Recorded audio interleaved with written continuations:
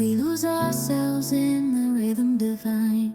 Underneath the sky painted with dreams, we're chasing the echoes of silent screams. Caught in the spell of the cosmic night, where fantasies bloom in the pale moonlight. We'll let go of all that we know and dance in the stardust's gentle flow. Dancing in the stardust, we're weightless and free in a world of wonders. Just you and me, lost in the moment.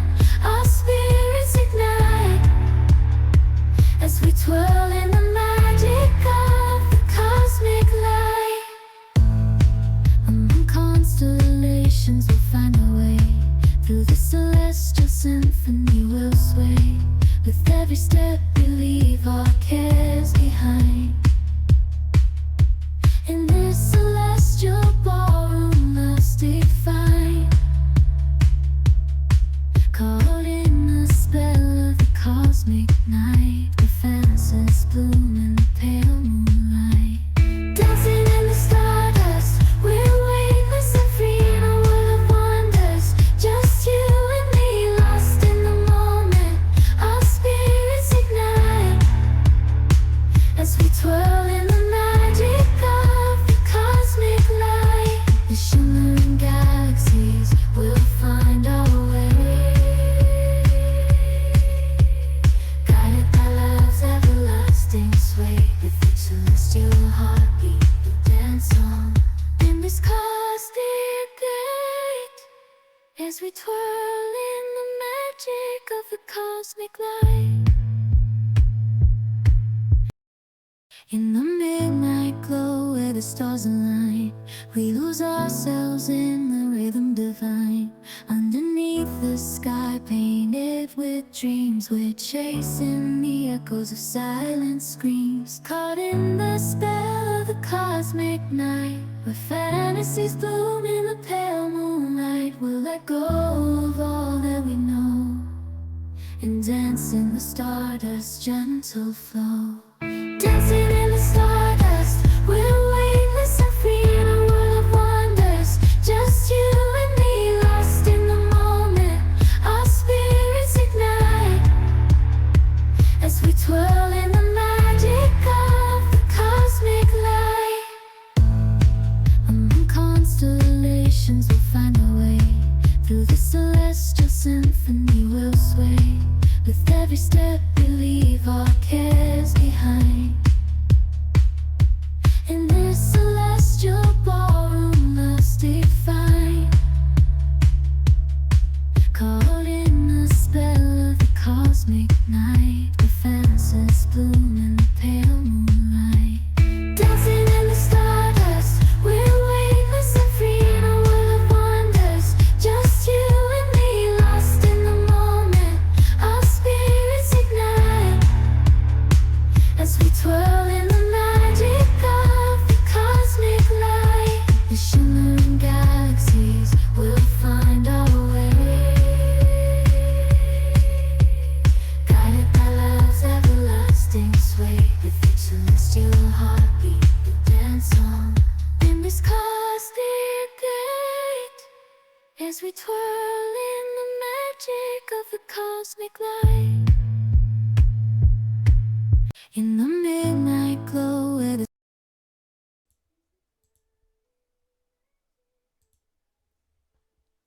Hi, hello everyone. How's everyone doing? I'm going perfectly fine. Um, so last stream I've done a bit of ASMR, trying out ASMR. Um, I really liked it, but today I'm back to playing games. Maybe I'll make it a current thing to do ASMR. Maybe like once in a week or something. Maybe I think about it. So today I was planning to play Our Life Beginnings Always, continuing our little adventure with Covey. Um, Last time I think what I did was I handed the little episodes of step 3, I know step 2, where we are little teens, and now we're gonna go and grow up and become adults or pre-adults. I don't remember what age they are step for. Um. Anyways, let's start this game. I'm gonna go here, play.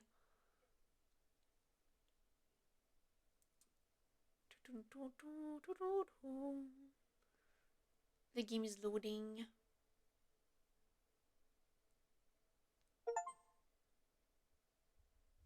Okay, good. Oh wait, forgot to put you guys on the game machine. Oh wait, forgot to put you guys on the game machine. Oh no, no the echo. Okay. Um, here. Oh, life. Okay. I should be able to see the game. Yeah. Okay. Good. Oh, where's the game? Oh, here. Okay. Uh, wait. I just missed something. Because they took the. I didn't have the Step 3 DLC yet, and I've downloaded it, but I don't know why it is not downloading in the game. Down the DLC file. Locate the folder containing the base build. Find the game folder inside the base game. What?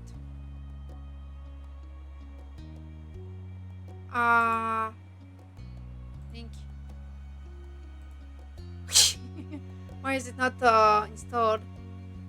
Let me close the game and open it again. I'm sorry, guys. I don't know why the game isn't installed. I mean, the game is installed, but the DLC. I mean, why is the no wait? Why is the DLC not there?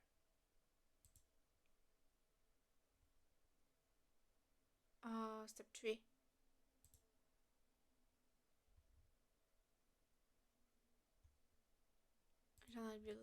Yeah. Why is it not installed? That's what I want to know.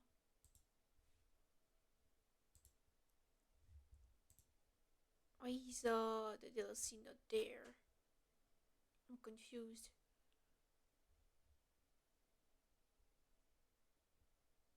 Uh, Maybe I need to uninstall the game and install it again. I'm sorry for the wait. I'm gonna do it again. Sorry, it's not gonna be long. It's the game that installs real quick. Sorry again for the inconvenience. I don't know why the DLC didn't get in. Right now I have to. I'm gonna close this. Here I'm gonna go back here while the downloading is done. I'll close this. Okay, it's almost done. Few seconds now. Almost. 8 more moves and then it's done.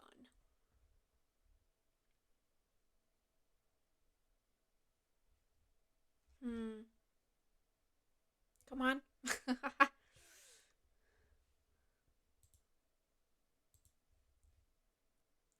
Okay. Now it is download. Let's do that again and see if the DLC is there. I hope it will be there this time.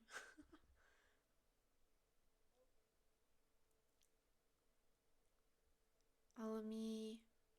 Where's my. Okay. Oh, DLC info installed. Okay, now it's done. Okay, and then we go back to the OBS so you guys can see the game screen. So yeah, I just had to reinstall the game. Okay. Where's the game? Okay. Perfect. Continue. And then summer ended.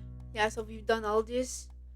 And then we're here. We're gonna grow up and become adulthood. There was no denying it. Today was the very last day of summer. Tomorrow you were heading to class. Uh, I would not be excited to go back to school. I will feel, yeah, I will be anxiety. I will feel stressed out to go back to school. It's always something stressful, you know. The first day, going back to school meant handing over the autonomy you'd had over the past weeks. You had little control over what you did at school or who you shared the class with.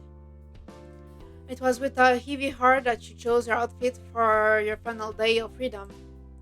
Life was going to be different. You had come to think of the summer vacation as the norm, but school sucked up the majority of the year, whereas the summer vacation was just a respite in the middle. So rather than it being different, it was kind of a return to the normal. What did your normal life really mean? We considered how fondly your moms talked about our summer vacations as kids. We dimly recognized that one year the pattern of school and summer itself would be over for good. It was hard to imagine. You'd gotten distracted, one arm still out of a sleeve. You put it through your and put your mind back to the present. This season had brought about plenty of changes of its own, like Kira's visit, though that too was coming to an end today. Uh, oh yeah, I like Kira. She's nice. She's cool. Yeah. The neighborhood was about to feel a lot emptier. We finished dressing, which was good. Covey would be there any moment. You had agreed to see his mom off together. Officially, the plan was that he would come over to bring you round to his house when she was ready to set off, but you both knew that you'd be angling out for at least a little while beforehand.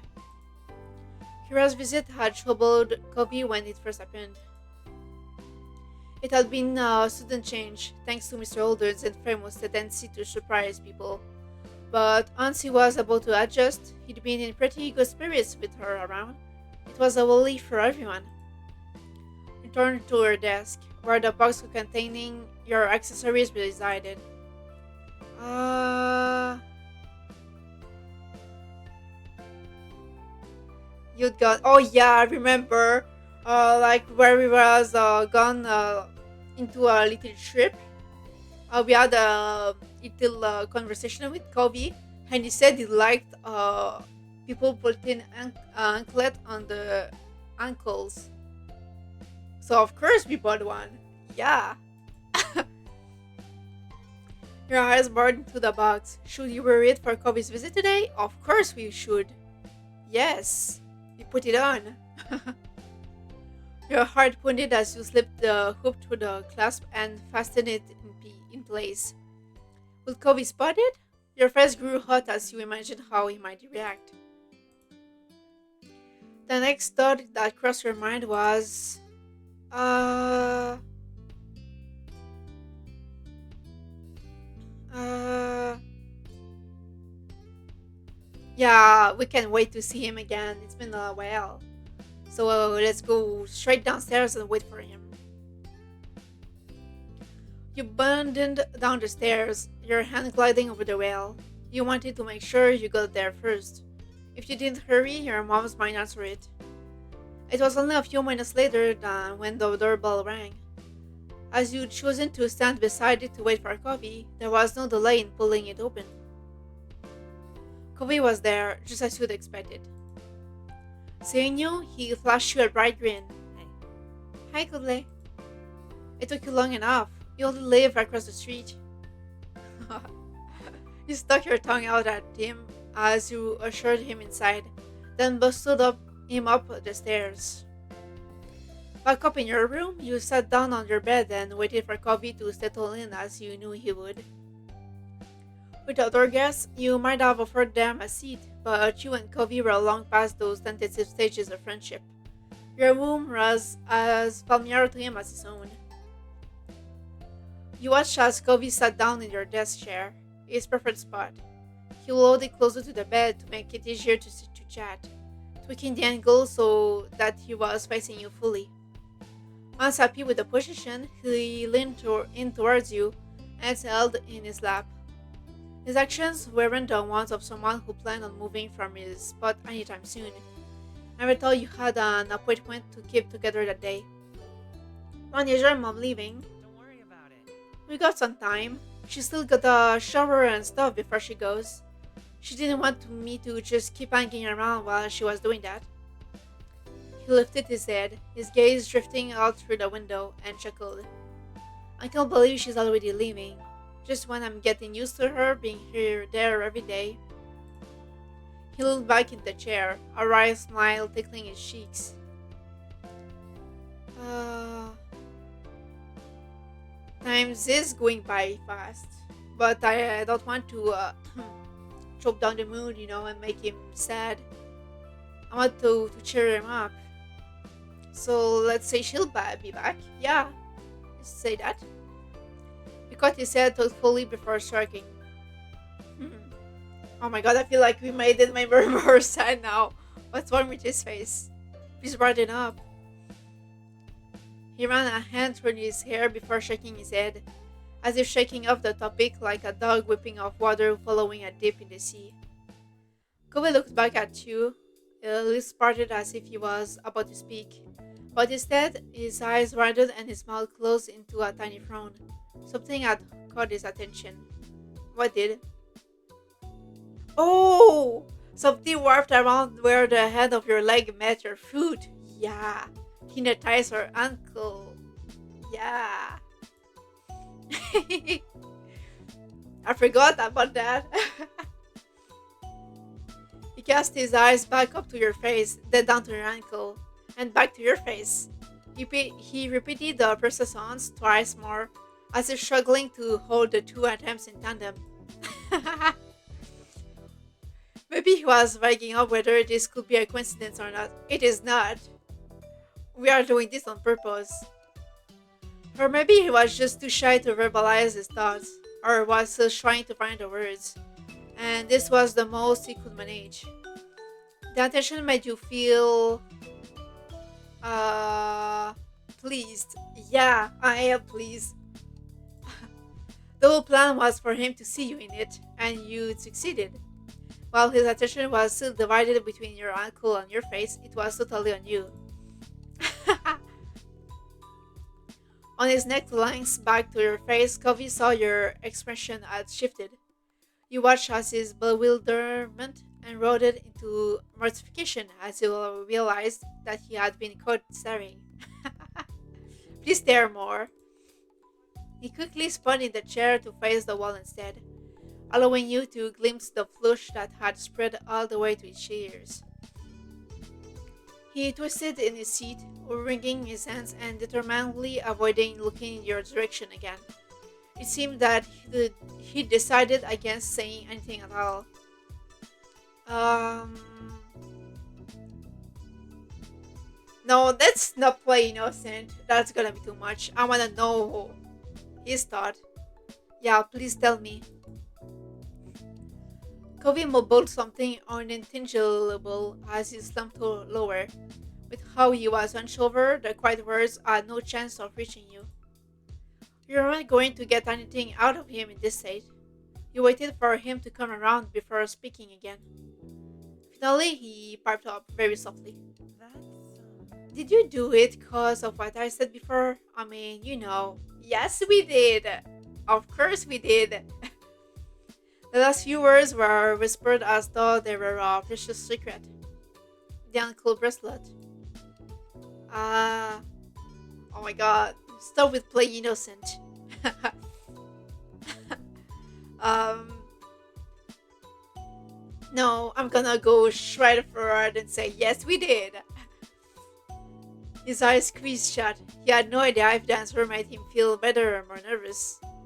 He eventually looked down at his lap, where his fingers were flexing and calling an awkward dance of nerves.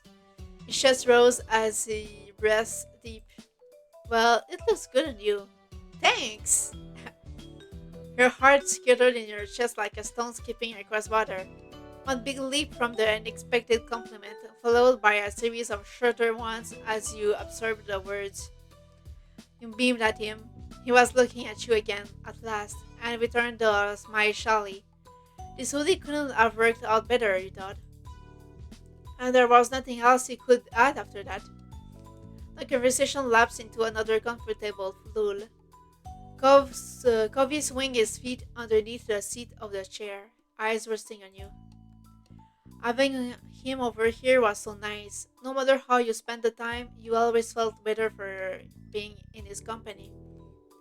You couldn't help but adore him, both as a friend and in a way that poked at your heart, a vague yearning for more. Maybe it was because summer was almost over that your feelings were rushing in on, like high tide at the end of a long day. Summer was such a meaningful time for the two of you, not only because it was when you first met, but because it was a season that you could spend almost entirely as you please, and you both choose to spend it together. Uh, uh, Maybe we aren't ready yet. I mean, we're just 30 years old, you know. Maybe we should wait and grow up a bit more. Do that on the next step, when we're more close to adult. Yeah, I feel like I would be too shy myself to say it. Let's reserve that for the step three. Maybe one day it will be different, but for now you stayed quiet. Whether that day came next week or next year, you wanted to wait until the time felt right for you. The two of you tried to find something to say now. Luckily, it didn't end up being that hard. This was a really nice summer. Yeah, it was. Uh, Totally, yeah. Kobe still nestled cozily in your chair, smiled at your response. How are your fish doing? Really good. Things in the tank are stable and everybody looks healthy. Oh yeah, that's right. We named one of his fish. I think we named it Sunbeam. I think, if I remember correctly. That was nice to hear. You learned from Kobe how hard it was to maintain an aquarium. Oh yeah, that's been. I did remember correctly. It is Sunbeam. Sunbeam has been busy. Keeps darting between the plants and out again when I walk by, like a game of peekaboo or hide and seek. Yeah, Covidly glanced out of the window. He gave a resigned sigh. It's gonna be harder to surf, with school. It's getting colder out. I don't wanna get rusty. Uh, um,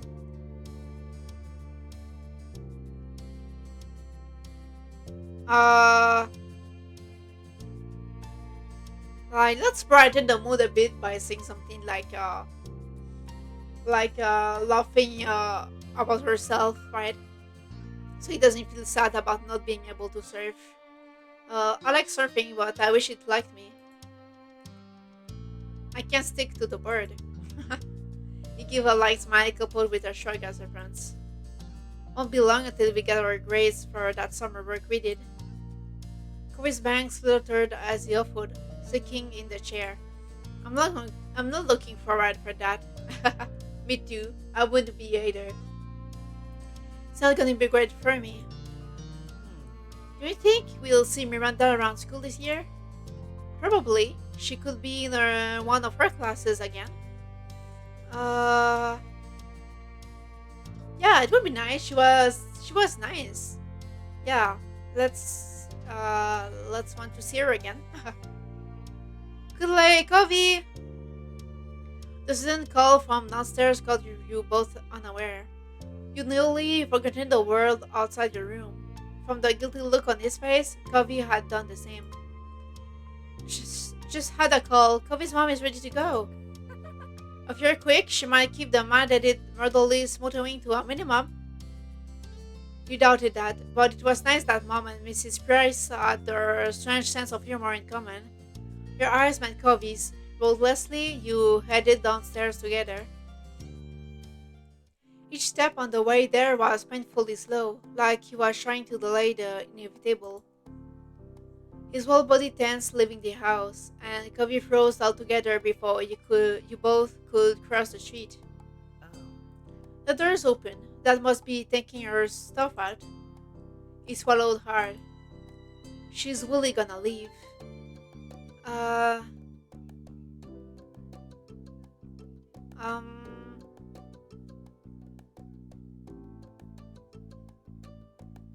I don't think that's gonna cheer him up, you know. He just doesn't want her to leave, so saying saying he will see her again next time. I wouldn't feel better, you know, because I would be like, yeah, but she's leaving still, you know. Let's just be resuming.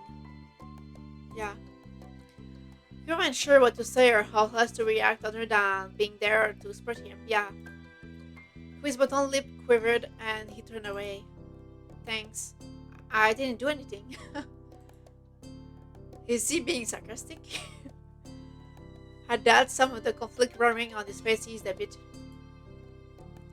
Together you went across the street and inside his house, finding his parents in the living room, surrounded by his mom's packed things. Hey kids, good timing. I just called a taxi. Hmm. Hi. And hi Kulei, so glad I get to see you today. It was fabulous getting to know you this summer. I finally got to put on a face to the name I've heard so many times. She winked, and Covey put it on cue over the teasing. Uh, um, is it anything between these two? Well, happy to got to meet you too. Hope you had a good time visiting. Yeah, I was happy to meet her. She's nice. Hopefully, it won't be too long before we see each other again. Nodding, Kira turned her attention back to her boys. She patted Cliff on the arm with a warm smile, and then she enveloped Covey in a crushing hug. Initially, Covey squirmed to break free from her grip, but his mom was unfazed and kept him locked in place. Heartbeats later, he gave in and hugged her back tightly. I'm so glad. Nice to meet you. I'm Abby. And I'm so happy this trip was a success.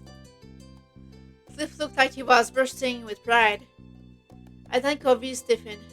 Kira loosened her hold on him enough to study his face, concerned. She spoke her next words in a whisper that had been meant just for her son.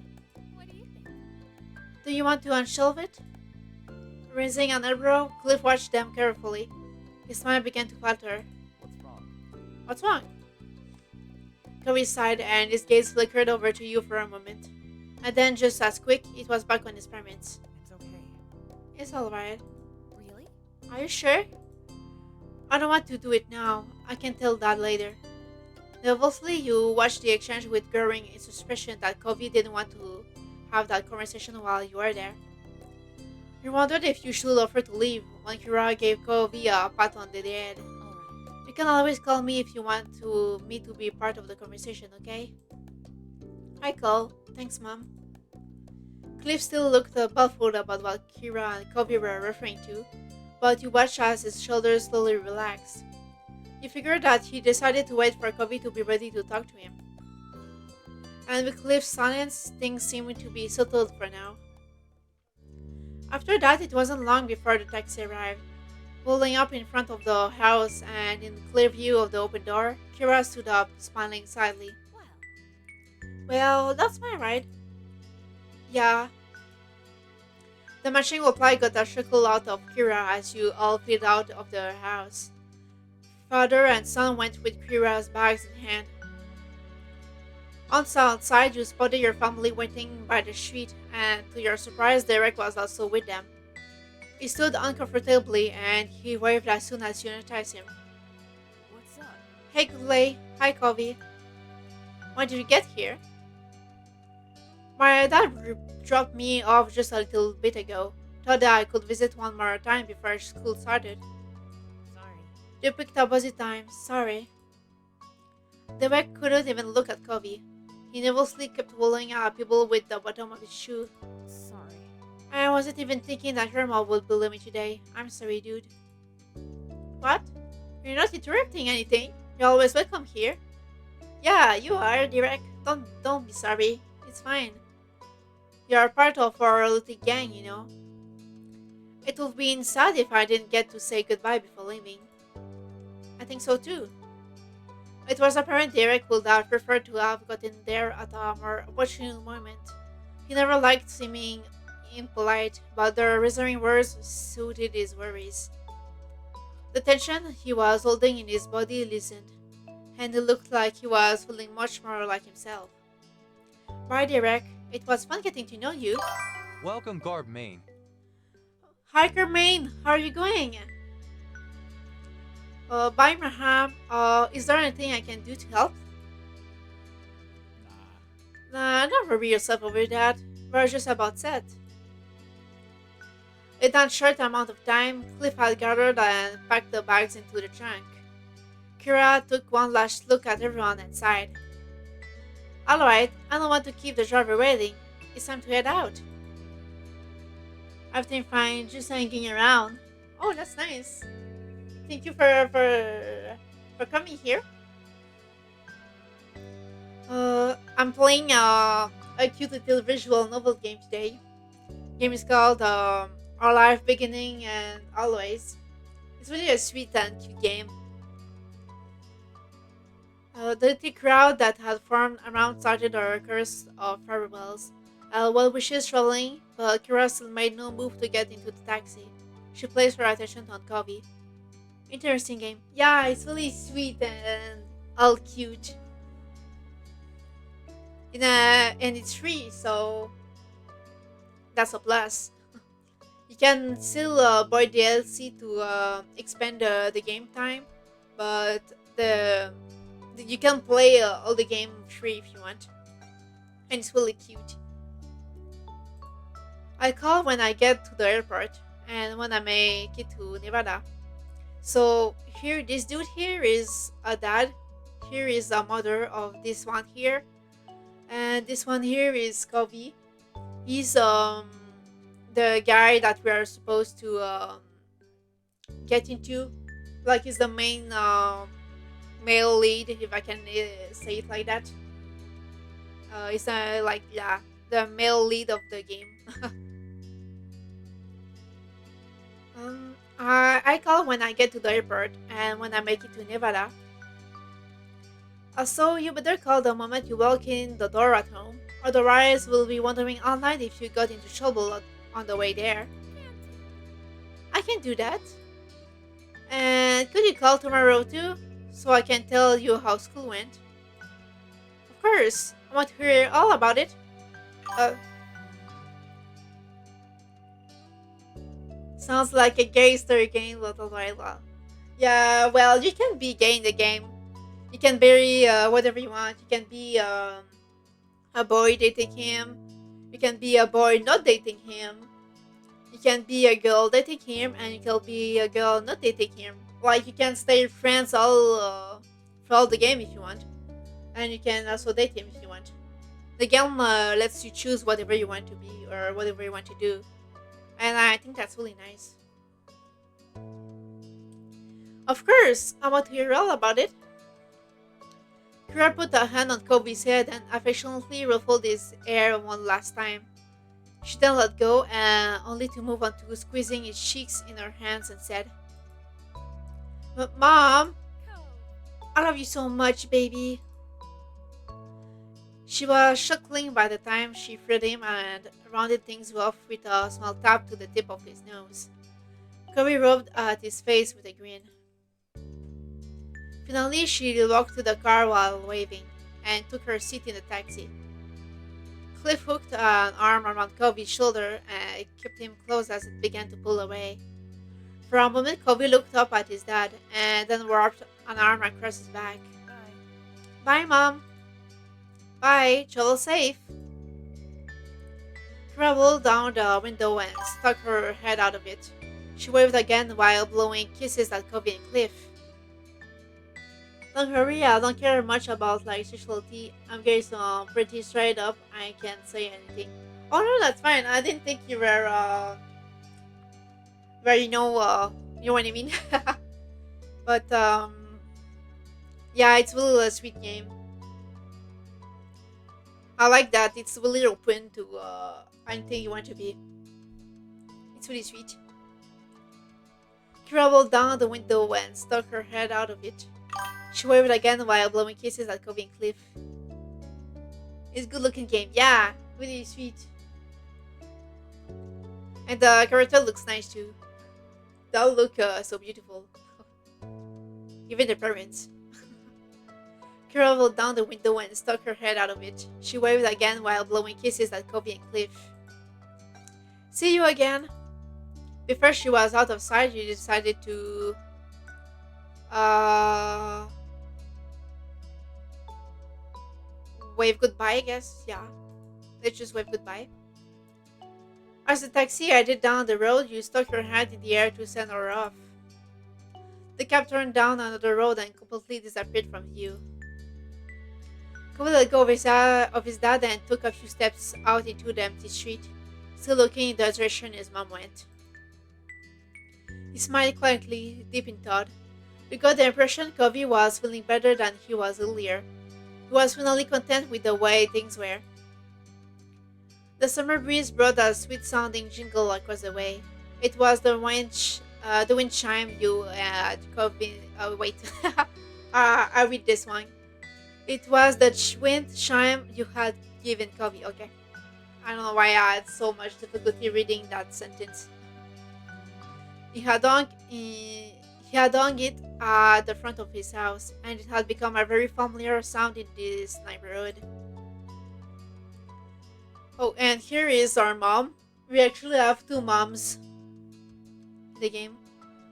You jumped a bit when your mom put a hand on your shoulder, pulling you away from your thoughts. She smiled when you looked at her. This was a great vacation, huh?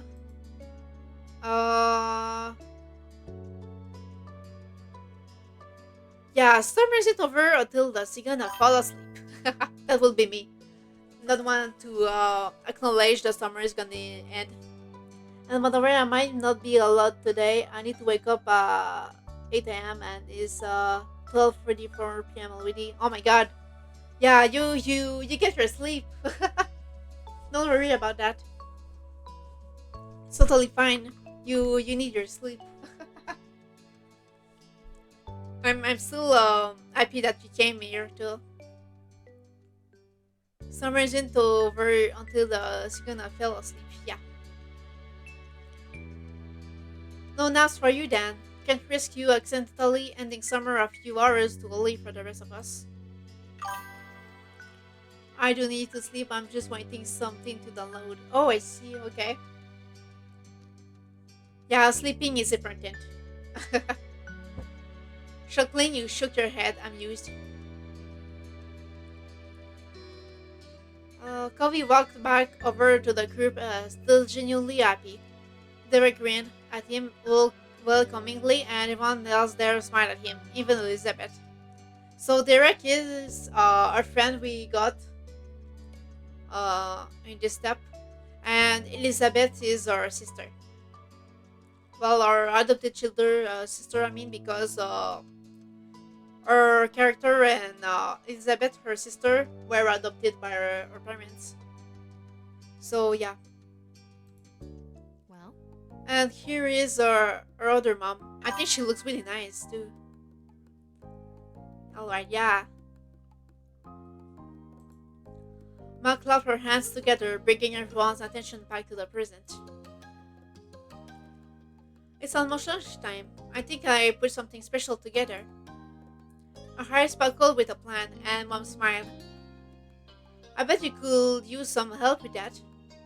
That'd be absolutely wonderful. Devon glanced between the two, his eyebrows furrowed. Is there something I could do? Your mom's exchanged a fun expression. Ma shook her head. Nice to meet you. I'm Abby. That's very sweet, Derek, but it's alright. I'm always, I never know which one is talking because of the ma and mom. I never know which one is the mom and which one is called the ma in this game. It makes me confused, and I never know which one is talking. It's not your job. Technically, your dad left you under Cliff's watch. You're meant to be taken care of by him, not doing chores for the neighbors. Mom laughed a little over her own joke. You watched Derek look away, discouraged. It's okay. It's okay, I don't mind. He was a little bashful about it. He wondered if Mom's joke had just reminded him that he was essentially meant to be invited to lunch. It was getting a little awkward. Mom grinned sympathetically. Her comment was meant to lighten the mood, not bring it back down. Ma tried again to get things moving forward. Why not you kids go have fun? You can all come back in about an hour. We'll make enough for everyone. Ma nodded in agreement. Sounds good. Another stunning idea, Lainey. And again, I don't know which one is Lainey. So I'm always confused who whatever happens. I'm confused who talks. Thanks. Thank you. Yeah, thank you. Cove's dad. That sounds like a plan, Dan. I don't want to cramp your style. I've got some stuff to work on, so I can't be out of your hair this afternoon. You should come by later too. No reason you should be the old man out. Insane voice acting today. Really? I don't feel like I'm good at voice acting. Partially because I'm not in my first language, so I'm not confident in my voice acting. I feel like it's bad. You should come by later too. No reason you should be the old man out. Mom seemed amused as Cliff rubbed his neck nervously. He grinned a revering but pleased smile. I'm not just joking. Yeah, that's what I thought too. I was like, nah, I'm bad. Thanks very much. I appreciate the invite. He looked over the assembled crowd with ignoring glances. I can help too. With as many people as you're feeding, that's going to be a lot of food. Didn't you hear what we told Derek? It wouldn't be fair to make you cook when we are the ones who are inviting you in. Mara raised an eyebrow when Cliff waved it off. Come on. I insist. Derek will be wasting time with these balls. This will be a break for me. I'm quite the chief. My mom exchanged further glances before Mom shrugged. Now you can understand English perfectly fine. That's nice. Yeah, I can understand it. It's just my speaking and accent that's not that good. But yeah, I can listen to pretty much anything in English I would understand, and I can play any game in English I would understand it.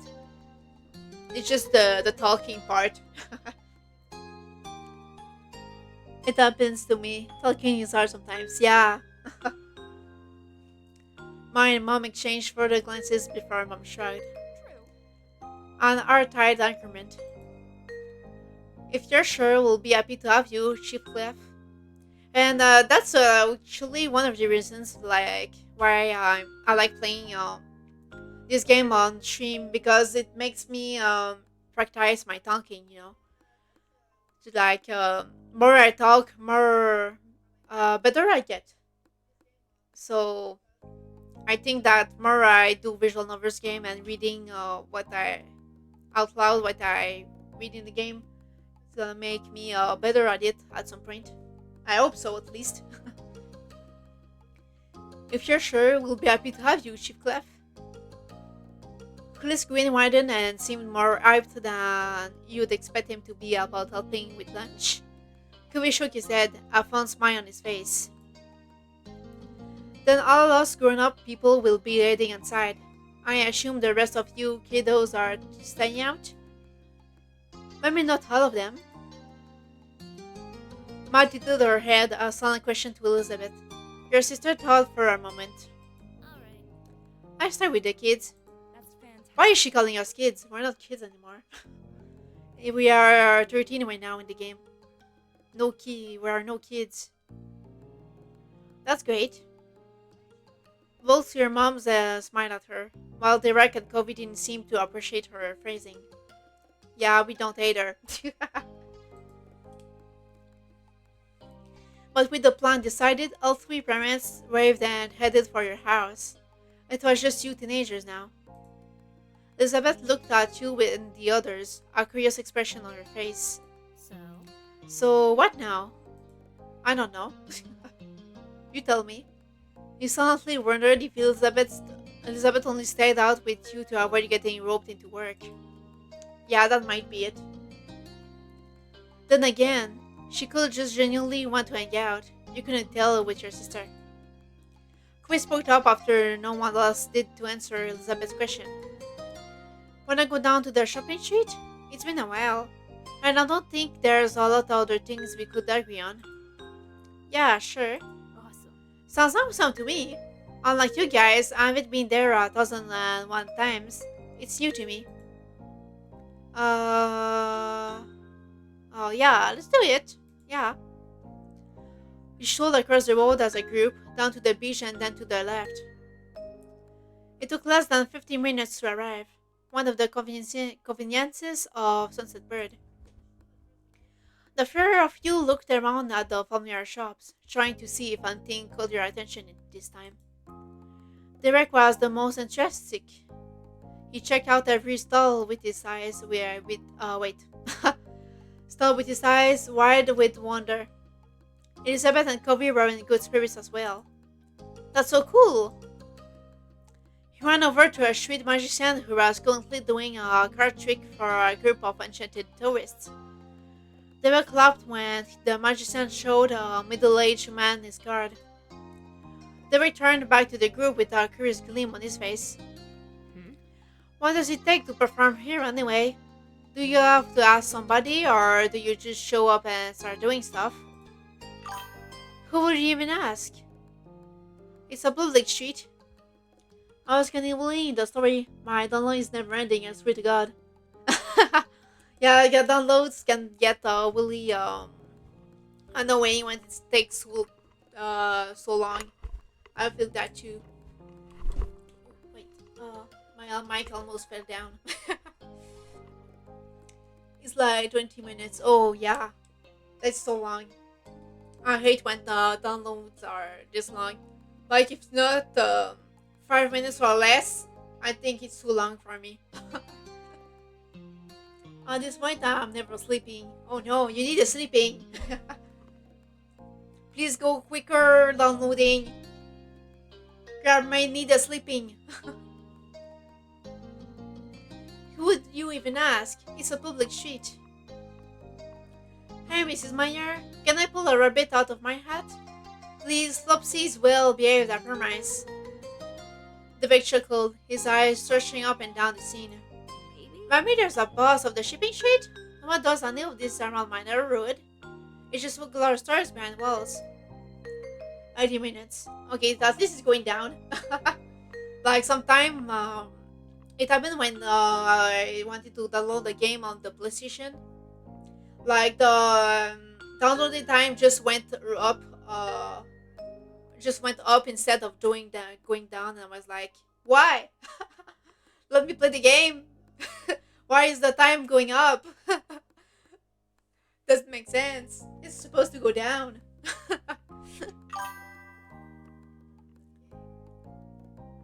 It said 1 hour when it started. Okay, so it showed really down. That's good. At least it's going down. Keep going down the download. It's different if someone wants a will star, but there I'm pretty sure people are just putting on their shows whenever they want and do whatever. That's so neat. Would we be allowed to do something too? Cool laughed and the wreck began almost vibrating with excitement. Elizabeth rolled her eyes. What would we do? Well, I don't know what. Not yet. I just found out it's a possibility, you know? But there's gotta be something. We know we know cool stuff. I'm sure if we can... Wait, why do I have so difficulty reading now? I'm sure if we think about it, we could plan a show that will get a crowd pumped. I don't wanna make him do all this on his own. We need support. We're supporting friends, right? Uh, but I would be too anxious to do something like that. uh, let's see what the other two thinks. I don't wanna make any decision. They will continue to brainstorm out loud about different potential performances while you glance over at Covey and Elizabeth.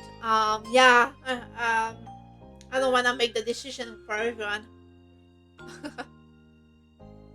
uh, they will continue to brainstorm out loud about different potential performances while you glance over at Covey and Elizabeth. Please say something, guys. Decide for me. I'm an indecisive person. I mean, I can bounce a soccer ball on my head. Last time I tried, I got 8 bounces before it fell. I mean, I don't think your animal will watch that. I'm not sure. I would bring a ball here. Yeah, I wouldn't either. I mean, it's a place, where there's a lot of people working, I guess. It could hurt someone. Maybe. Why? Why not? Covers your shirt to everything around the stalls, the people, all the colorful chaos that made up the shopping street. Yeah, that's what I said. It would create chaos, maybe hurt someone. That's a bad idea. Would you want to chase a lost ball here? And what if it hits somebody? Even if you're good, someone else could bump into you. Yeah, he thinks the same as me. We have the same mind, Kobe. That's true. Then I thought about this some more. Then they watched another performer, a woman doing tricks with 2 small dogs. One was fluffy and cream colored, while the other was a cool gray. I love dogs. The moment they add up the rings, both animals jumped through the openings, happy to receive a treat at the end. Derek brightened. Hmm. Maybe I teach crabs how to race. How to race. I'm not sure about that idea either. I don't really think it's gonna work. I mean, crabs aren't dogs. Even dogs are hard to learn how to race. What about crabs? It's an impossible task. Crabs? It could work. I'm not sure. I don't think so. With some amusement, the gang continued to peruse the stalls. Elizabeth found some earrings with a dangling, badly misinterpreted glove that everyone laughed at.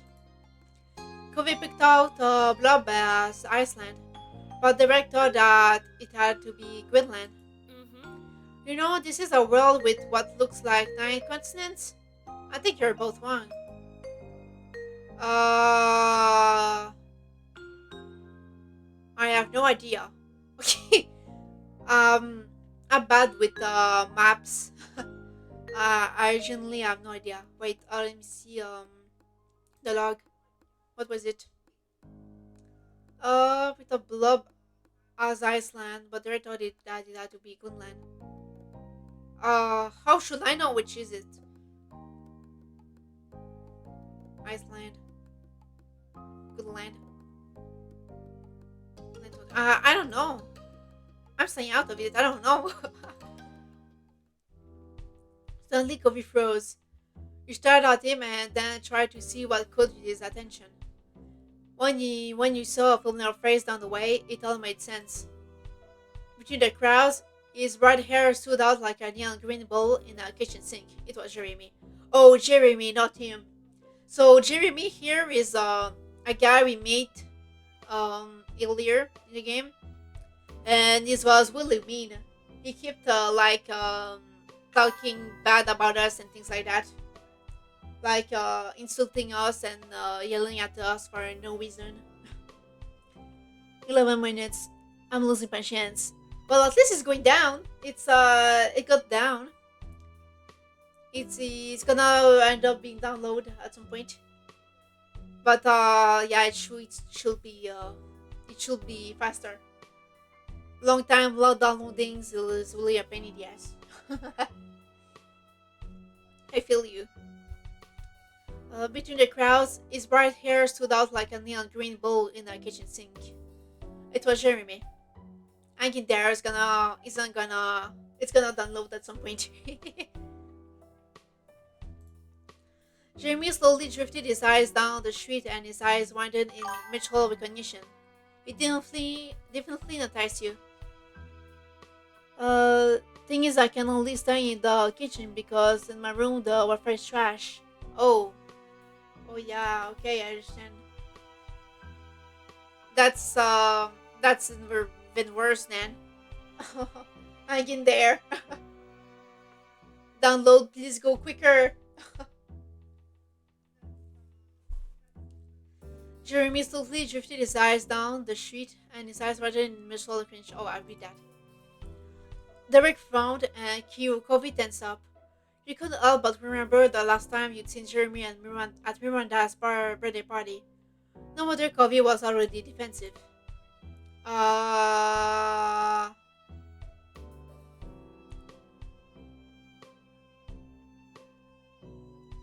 Some buzzkill walking around the kitchen as I look at the stream. Oh, but you can't sit? Maybe you could sit?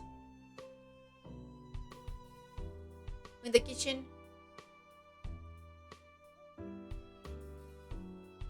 You're gonna make yourself feel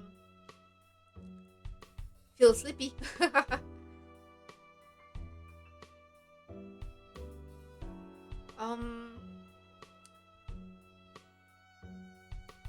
Let's not glare at him. I don't want to glare. I don't want to create a seed. Whereas there's like a lot of people. I feel it's gonna make a scene if we glare.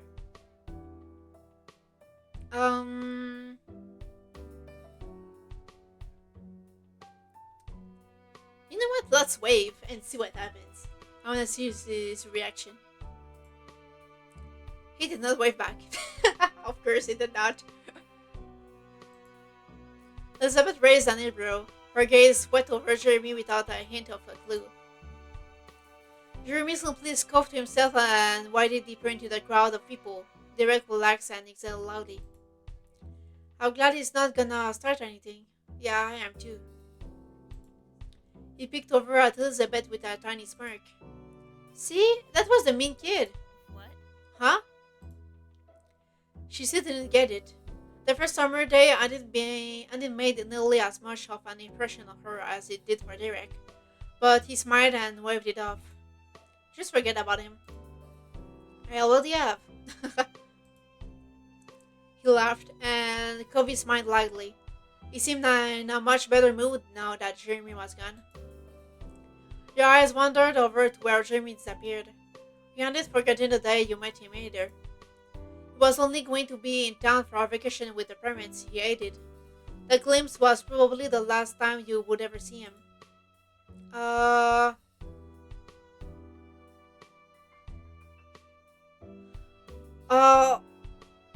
You know what? I wanna go after him. I know it doesn't make sense because he's a mean guy, but I just wanna see what's gonna happen. I'm curious. This is the game I wanna see. Let's go for him. I'll be back. Could I? I won't be long.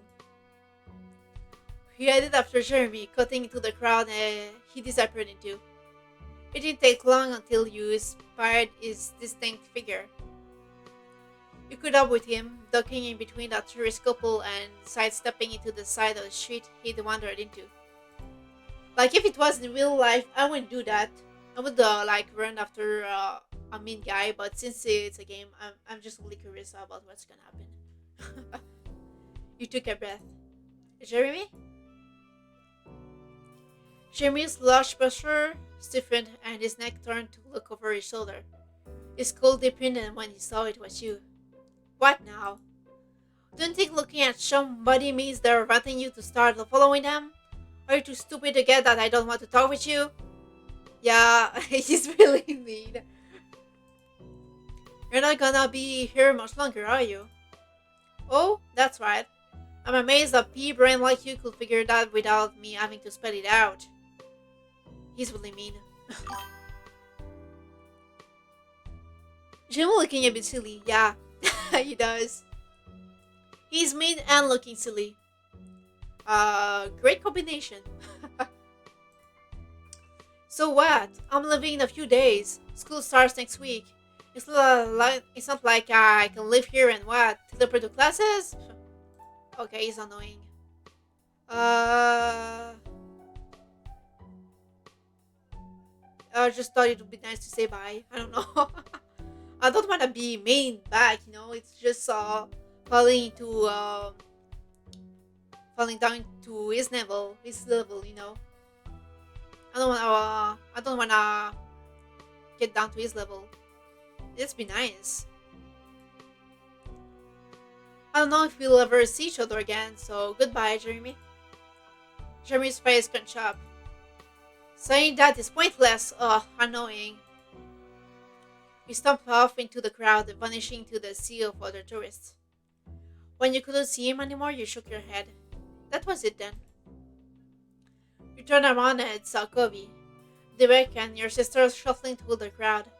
Derek saw you and ran forward, the other two flowing close. Are you alright? Jeremy is mad because he exists, I guess. Yeah, maybe. Maybe if he didn't look silly, he wouldn't be this mad. It was a little weird, but yeah, I'm fine. Thanks for asking, Derek. Jeremy's definitely leaving. He'll be gone in a few days. So what? Okay? Who cares about the kid? Covey shrugged in a she has a point kind of way. You nodded. There wasn't anything else to do about it now. Jeremy was unlike anyone you had ever met before. No, it's not okay. He's mean. Always mad and mean. Yeah, he's horrible, but I think he's more pitiful than anything. I mean, if he's always mad like that, he must feel terrible inside, you know. That's what I think. You and the group moved on from the stall and from Jeremy. It didn't take long for everybody to return to the joking. You all enjoyed what little time you had left. As Elizabeth mentioned, the hour was almost up. The little ship had flown by, and Nudge must have been waiting for you now, doing moons on the balls on his feet. Yay. Come on, guys, let's get going so we can eat. I'm starving.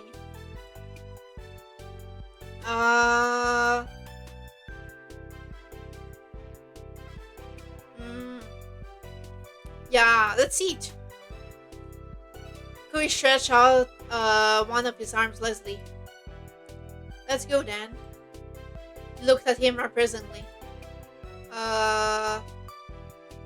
What do you mean carry us back to the house? What? Why would he? Well, why would he ask? Why? Why will we ask that?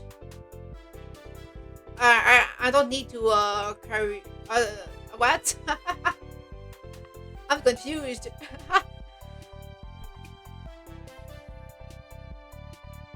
Let's just nod.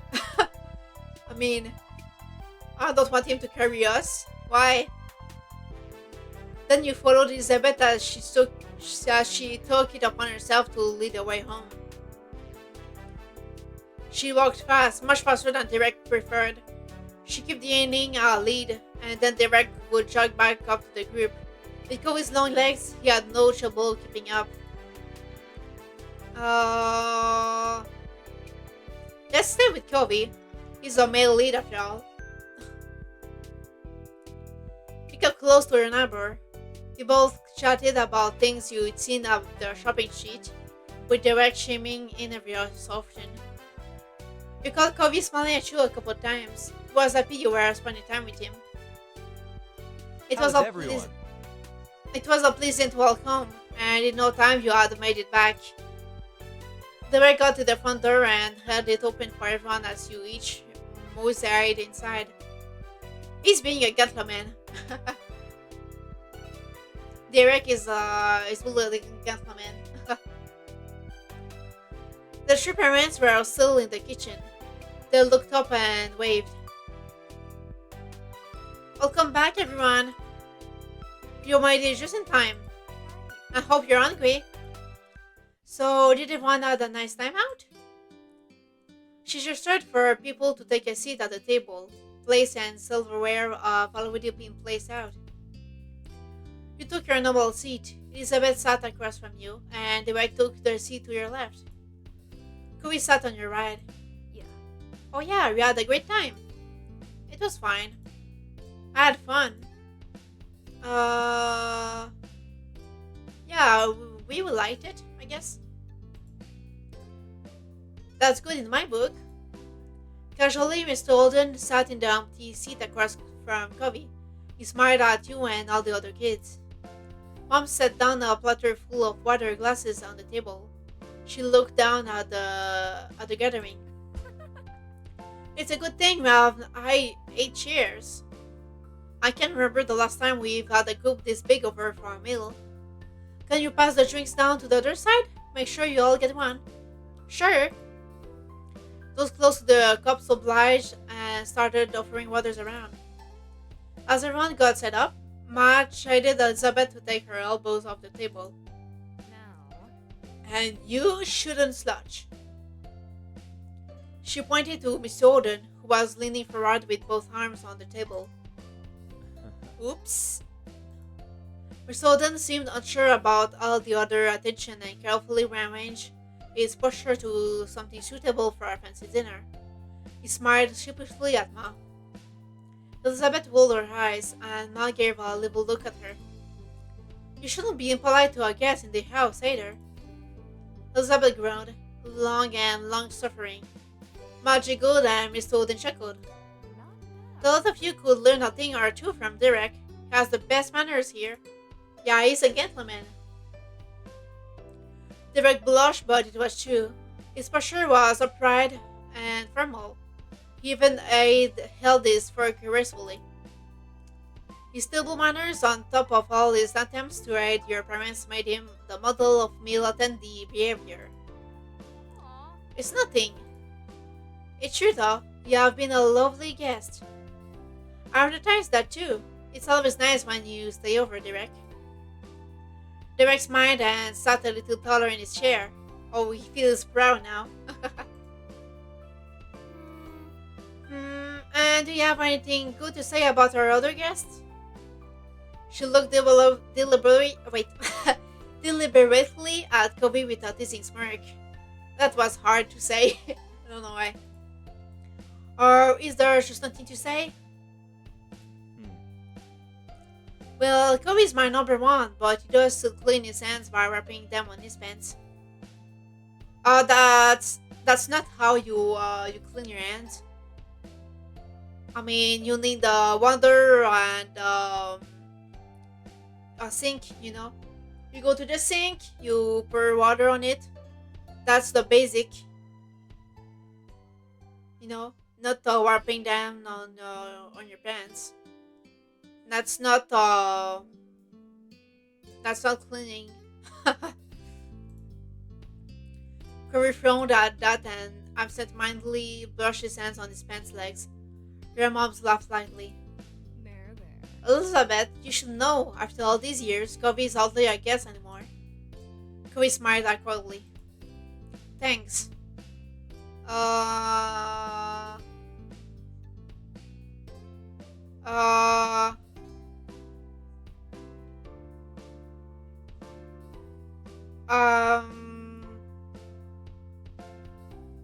I don't know what you say.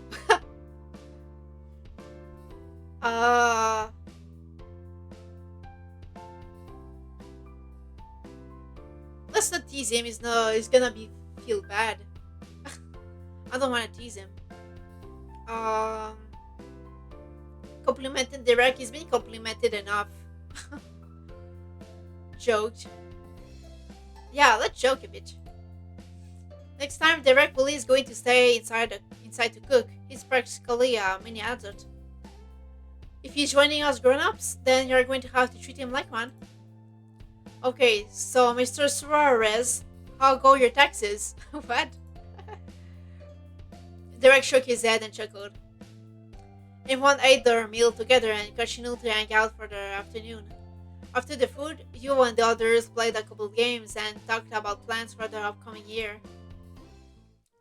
The time passed by quickly, and soon it was time to part ways. Mr. Olden talked to your moms, and Kobe drifted over to you. Told me that as soon as his dad finished up, he would be leaving. It'd be cool to stay, but we have some stuff to do before everything closes today. Okay. Yeah, bye. Could you move? I need the phone. Oh my gosh, she's so rude. I hate that about her. Kobe raised an eyebrow and Elizabeth impatiently gestured behind him. Kobe realized he was standing right in front of her, of where the receiver was placed. The side stepped out of the way and shook his head, clearly thinking Elizabeth was rushing too much. She is, and being rude. Your sister made a beeline for the phone and started yelling the number of what you figured was one of her friends. Knowing Elizabeth, she was going to be on there for a while. Hilary, I'm going to sleep now. Hope you have fun in your story game. Thank you!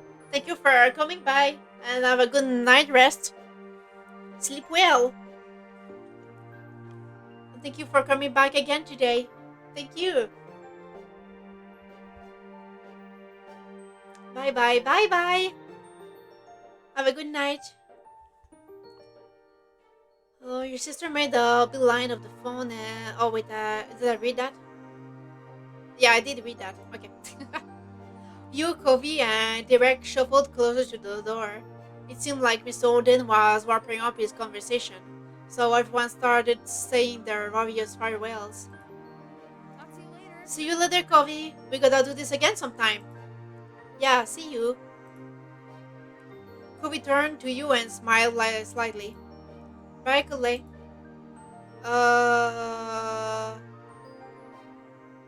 Yeah, let's go for a hug. Let's go for a sweet hug. Let's go. I'm a hug. You stepped forward and spread your arms wide, confidently had a moment to react before you encircled him in your arms. Kobe hugged you back tightly and his chest rumbled as he laughed. His cheeks were slightly red, especially when he looked over and noticed that Derek had watched the whole thing. Derek smiled amusedly. Dude. Seriously, dude. We'll have to hang out later. I'm gonna miss you during school. He offered Kobe a high five and the two boys clapped their hands together. Kobe and his dad left soon after that. Their parents started cleaning up the house and Elizabeth was still chatting to her friends on the phone. It was just you and Derek left. He elected to stay outside in front of the house to wait for his dad to pick him up. You decided to keep your guest company. I thought it was originally Kobe's visitor. Why isn't he going to Kobe's then? Why is he staying with us? If he's Kobe's guest? I don't understand. A light summer breeze blew through your hair and Derek shifted his weight from foot to foot. Welcome to Rannick Cowpleywood. Thanks for waiting for me. Waits for... Oh, hold on. Thanks for waiting with me. Okay, I got it now. He kicked at the ground, distractedly. Well, That's still gonna be a while, so do you wanna go for a walk? Sounds great. One last trip for the day. The two of you walked down the street again, just wondering about the destination plan. It was a quiet stroll, too quiet for Derek being the company. You turned to him when you had noticed that he wasn't saying a word. That was unusual. Derek always had something he could chat about. You weren't sure if you should ask about it. Somehow you ended up at the old park near the beach. You glanced over to Derek once more, still expecting him to say something and he's gone now. However, nothing came from him. In fact, now you noticed a frown creeping on his face. Derek smiled when he realized you were watching. At least his mouth was turned up. There wasn't anything that really felt happy in the expression. He turned away and the smile fell off his face. What's going on now?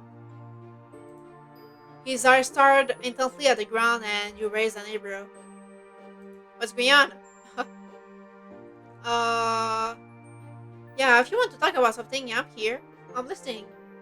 What's on your mind? Tell me. I am a little sad. It just with school starting back up again, it's gonna be harder to visit. I'm gonna have homework and clubs and practices and everything else. This sucks. It really sucks we go to different schools. His face screwed up and his fists were closed tightly together.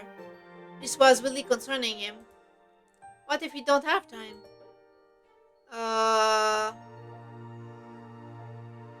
No, let's be optimistic, you know. He's already sad. It's not good to like be sad with him. It won't do anything. Let's be optimistic, right? Let's cheer him up. With my time, we can talk over the phone and have plans for weekends. It'll be okay. They both looked up at the sky. It was orange and purple with little wisps of clouds scattered around. A plane flew high with a jet stream trailing behind it. Then it turned to the ground again.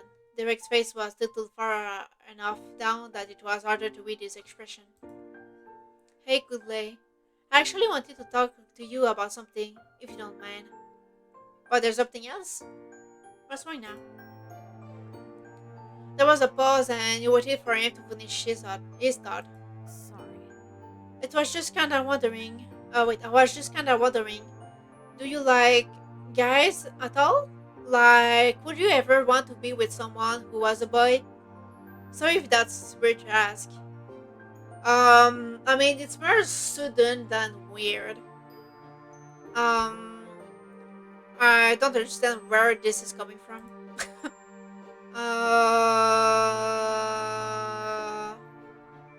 Maybe? I just don't know where it's coming from. I'm kinda confused. Okay, Dan. Why is he so determined now?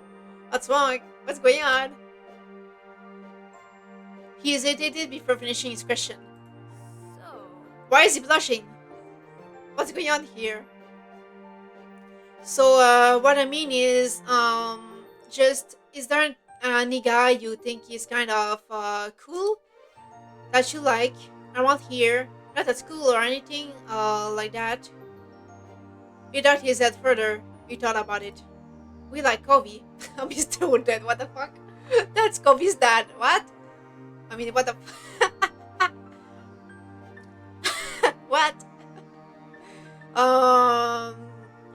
Well, yeah, we like Covey, I guess. But what? Is he gonna confess or something? Oh no. Is he gonna confess or something like that? Oh my god. Is that what's going on here?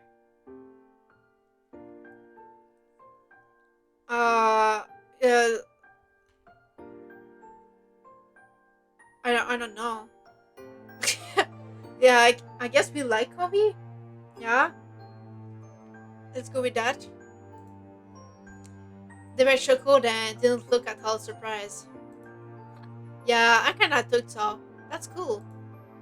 Only hope things work out. Thanks for answering my random questions. Yeah, it was random. Where does this come out from? We should do a thumbs up. I hope we'll always be friends, no matter what. Even if we don't see each other for a long time, or if we get really busy, I still hope. He cut himself off and met your eyes. There was something serious to him. Sincerely worried that you'd fall out of friendship. We won't. Hey, it's gonna be okay. Please cheer up a bit.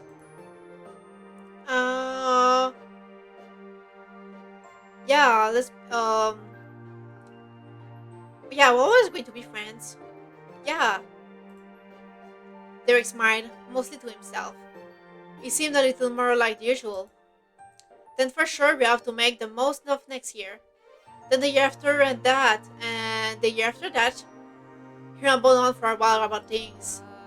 We just make the most of every year, right? You smiled, and it felt like your friendship was so strong. You didn't spend much longer at the park after that. Derek didn't want to miss his dad, so you both made your way back to your street. After Derek went back home, you decided to settle in for the night.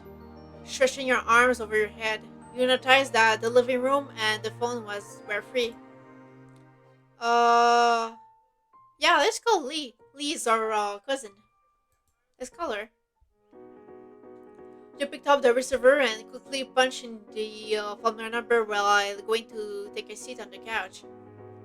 Soon enough, after explaining the situation to the housekeeper, Lee answered. Hey! Hi Lee, can you talk? Definitely. We basically have to. My gosh, can you believe it's almost time for school to start? What happened to our summer? School starts first thing tomorrow for me. And I thought starting next week was bad enough. I enjoyed the last week. Oh, I will. I hope you'll survive your first day. Me too. I need a good year. Ditto. And at least summer was nice while it lasted, right? We were busy. Yeah. Hopefully you thought about all the best memories you made this summer. Lee was there for some, but there were still many you didn't. Wait. But there were still many you hadn't feel her in on yet. Um. Let's talk about her. Yeah. What was your big highlight of the summer, Lee? Talking to you is always the best part of my summer. Oh, that's sweet. She's so sweet. Never thought it was a phone call. You just knew that Lee was winking at you. Uh.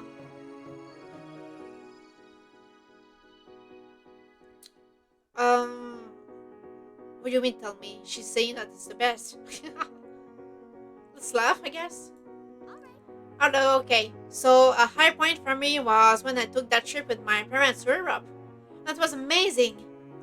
You only continued to go over your adventures until you both were yawning to each other over the phone. At that, you decided it was time to say goodbye for now. We did have school to wake up for in the morning. Bye, Lee. Night, Kool-Aid. Talk to you later. You left the phone on the side table for now. Looking at the clock on the wall, you saw How are that you there doing today? was only about 10 minutes until your moms would be insisting you had to go to bed so you could be rested enough for school. You stretched your legs on the couch and sighed in defeat, watching the minute hand change 1 minute closer to bedtime. You rearranged yourself, feeling restless, and looked out the window. Startled initially, you spotted a figure out in the hills. It was Covey. When the surprise faded, you realized it really wasn't that much of a shock at all. It was exactly something Covey would do.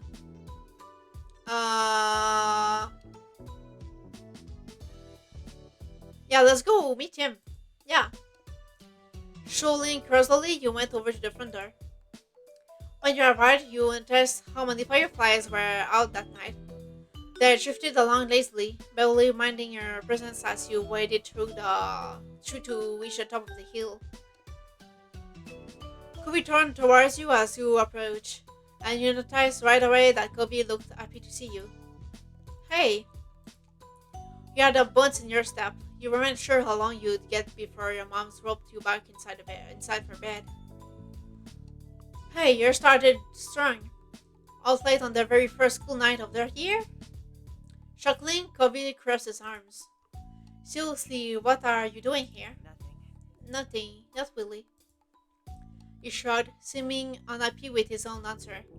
You stared at him, waiting for him to continue. Well, I guess I was feeling kind of weird about stuff, so I'm getting some fresh air before bed. Um. Wait, what did he say? I didn't really pay attention. Well, I guess I was feeling kind of weird about stuff, so I'm getting some fresh air. Okay. I generally didn't really understand what I read did.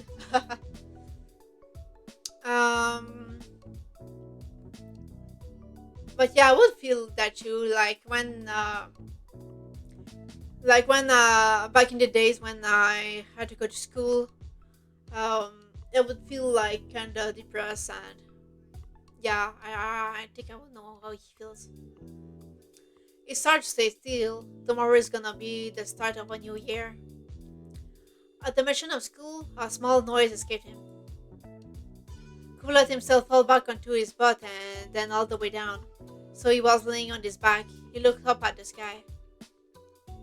What? He sat on his chest? What? What kind of choice is that? That's so random. um, let's not do that. It's too weird. What the fuck? Yeah. We lay down yourself next to him. We're not gonna sit on his chest. What the fuck? You lowered yourself to lay back on the hill. He had been lost in thought or was possibly waiting for you to situate yourself. But you started speaking unprompted again. I'm sorry. I'm sorry for being kind of awkward when my mom was leaving. Surprised, you started at him. You stared at him for a moment. You weren't expecting that. I just wanted you to know that I talked to my dad about how I felt and things. It's okay now. You're originally glad to hear that, and it brought a small smile to your face. But your thoughts quickly wandered back to the first day you met Mr. Holden. Did his dad confess about that? From the way Covey talked, you guess he hadn't. So there was more Covey and his dad should talk about, but it was a relief to know that they had made a start. Now was not a good time to bring up what you were thinking. Tug. You could wait longer to say it. It was almost unbelievable how much of an impact he made on your life by just moving next door. You couldn't even imagine what your days might look like in a world where you hadn't met him. Kobe glanced back at you, waiting for a response, and you had no idea what to say. Kobe just stared at you unblinkingly. What? It's you. What me? What did I do? Huh? You snickered before answering. He looked vaguely amused with your reaction. What's what? What? What's going on? That's what you do all the time. So I'm being you. What? What is he saying?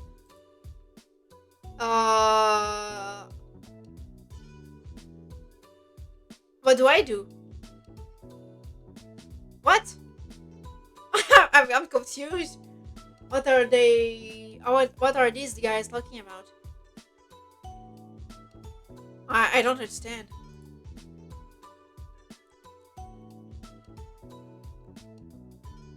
Does he mean we stare at him? We don't do that. I don't do that. No, I don't do it that much. What is he talking about? Cooper burst into deep laughter. When he slowed, he continued to grin. Only shit, there aren't many people you could think of who could tease you about something like that. Returning his smile, you realize there was no denying that you two have been around each other for a long time. But I don't stare! What is he talking about? Covey broke the quiet before it could fully settle. See you tomorrow. Hi, I'll see you tomorrow. Yeah, see you then. With a final wave, Covey headed for home, but you stayed there a few minutes longer. Your mind kept going back to its simple statement. See you tomorrow. No matter how much was changing around you, there were some things in your life that always seemed to remain true. The hills felt warm to you that night. Before you knew it, you were getting comfortable under the covers in your room. Your mind couldn't help but still be buzzing with thoughts about the future. You felt nervous. Yeah, I would be nervous.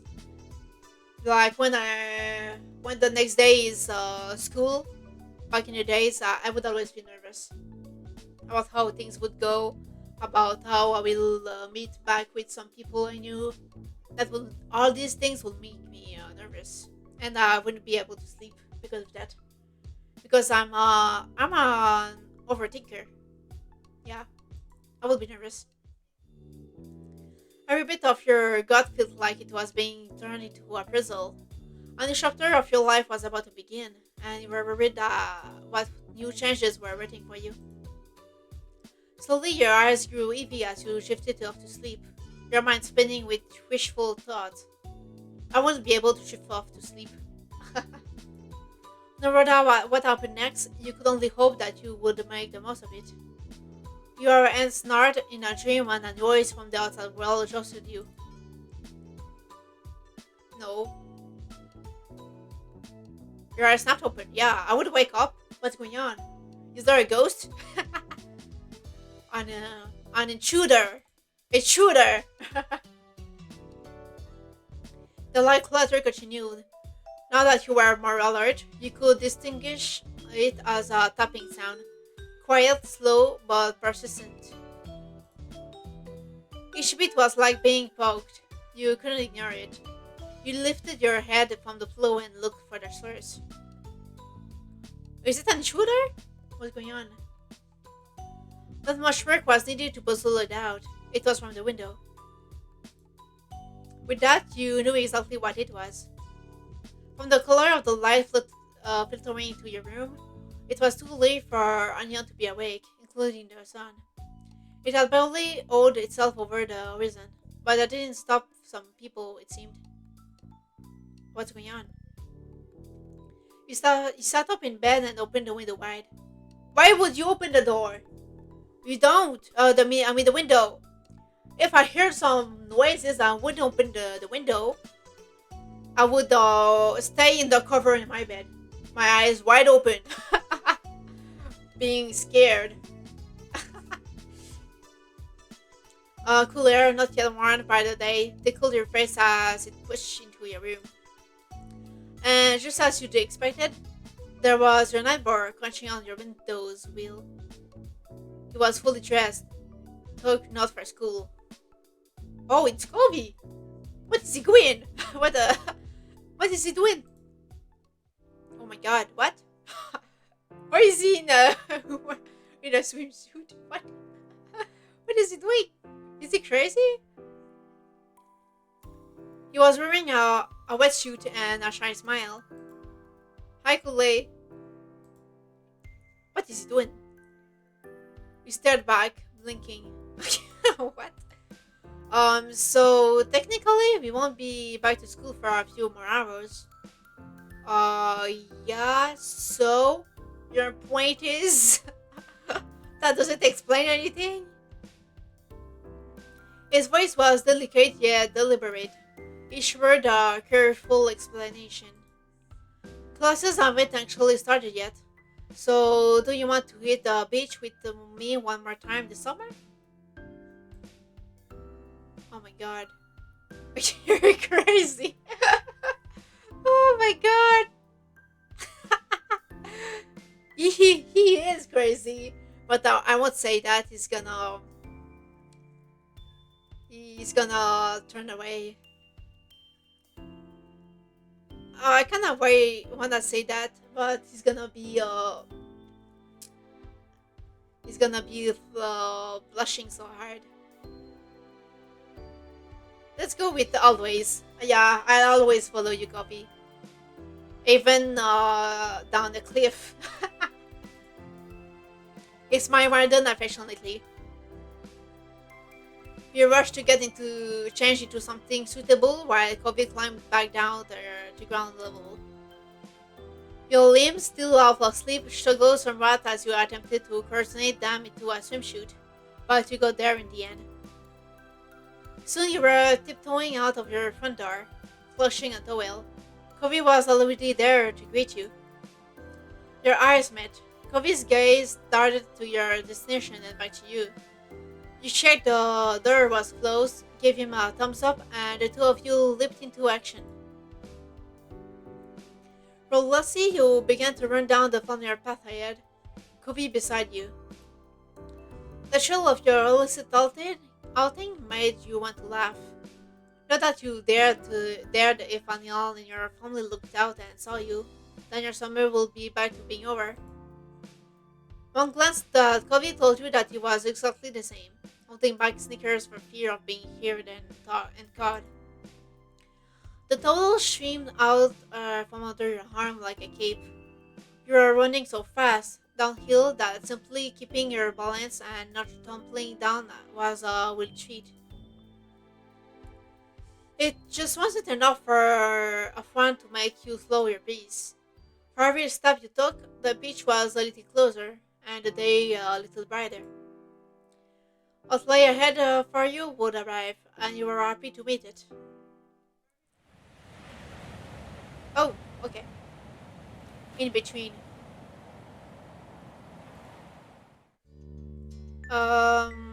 Do we change anything? I don't wanna change the ears or anything like that. I like how he looks like that.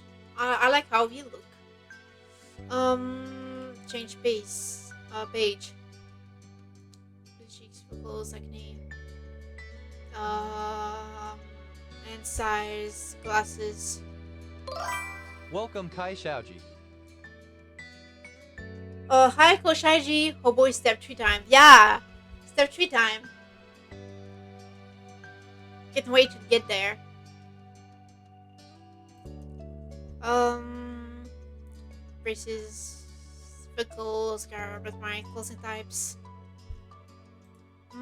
Ring. Joel. Pattern what? No ring. Headscarf. No.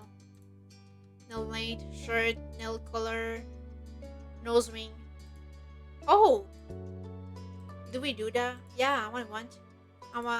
I want this one. Nail color. Let's leave it at that. Yeah, I like it. Done. Let's go with love this time. I'll raise either. Oh, and yeah, let's keep being direct. Okay, ready. Are you sure? Yes. I do not wanna change the personality. I just wanna look where it is right now. See how he is. Oh, he's cold. Why? Why? What did we do? Why did we get him cold? We weren't mean. Oh no. I wanna change it now. I don't want him to be cold. Why?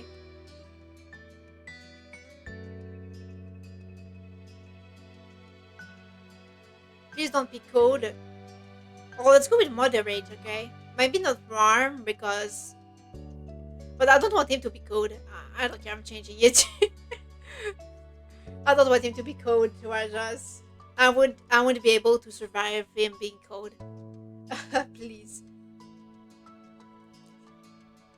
Let's just do it like that. No cold. Be friendly, please. I'm hungry. Our lives tutorial time. Which initiative level would you like Kobe to offer step 3?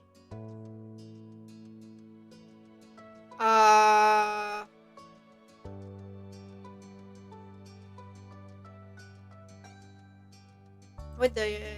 no, wait.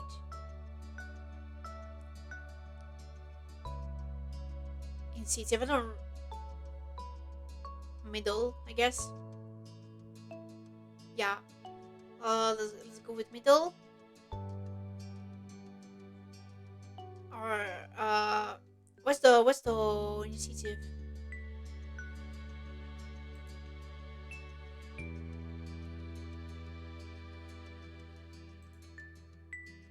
Uh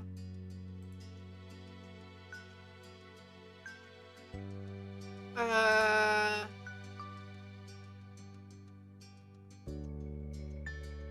let's just go with middle. The start of classes ended the relaxed 3 days of summer. It didn't take long for you to get back into the swing of the school year routine. Schedules and homework became the new normal. Derek wasn't around nearly as much.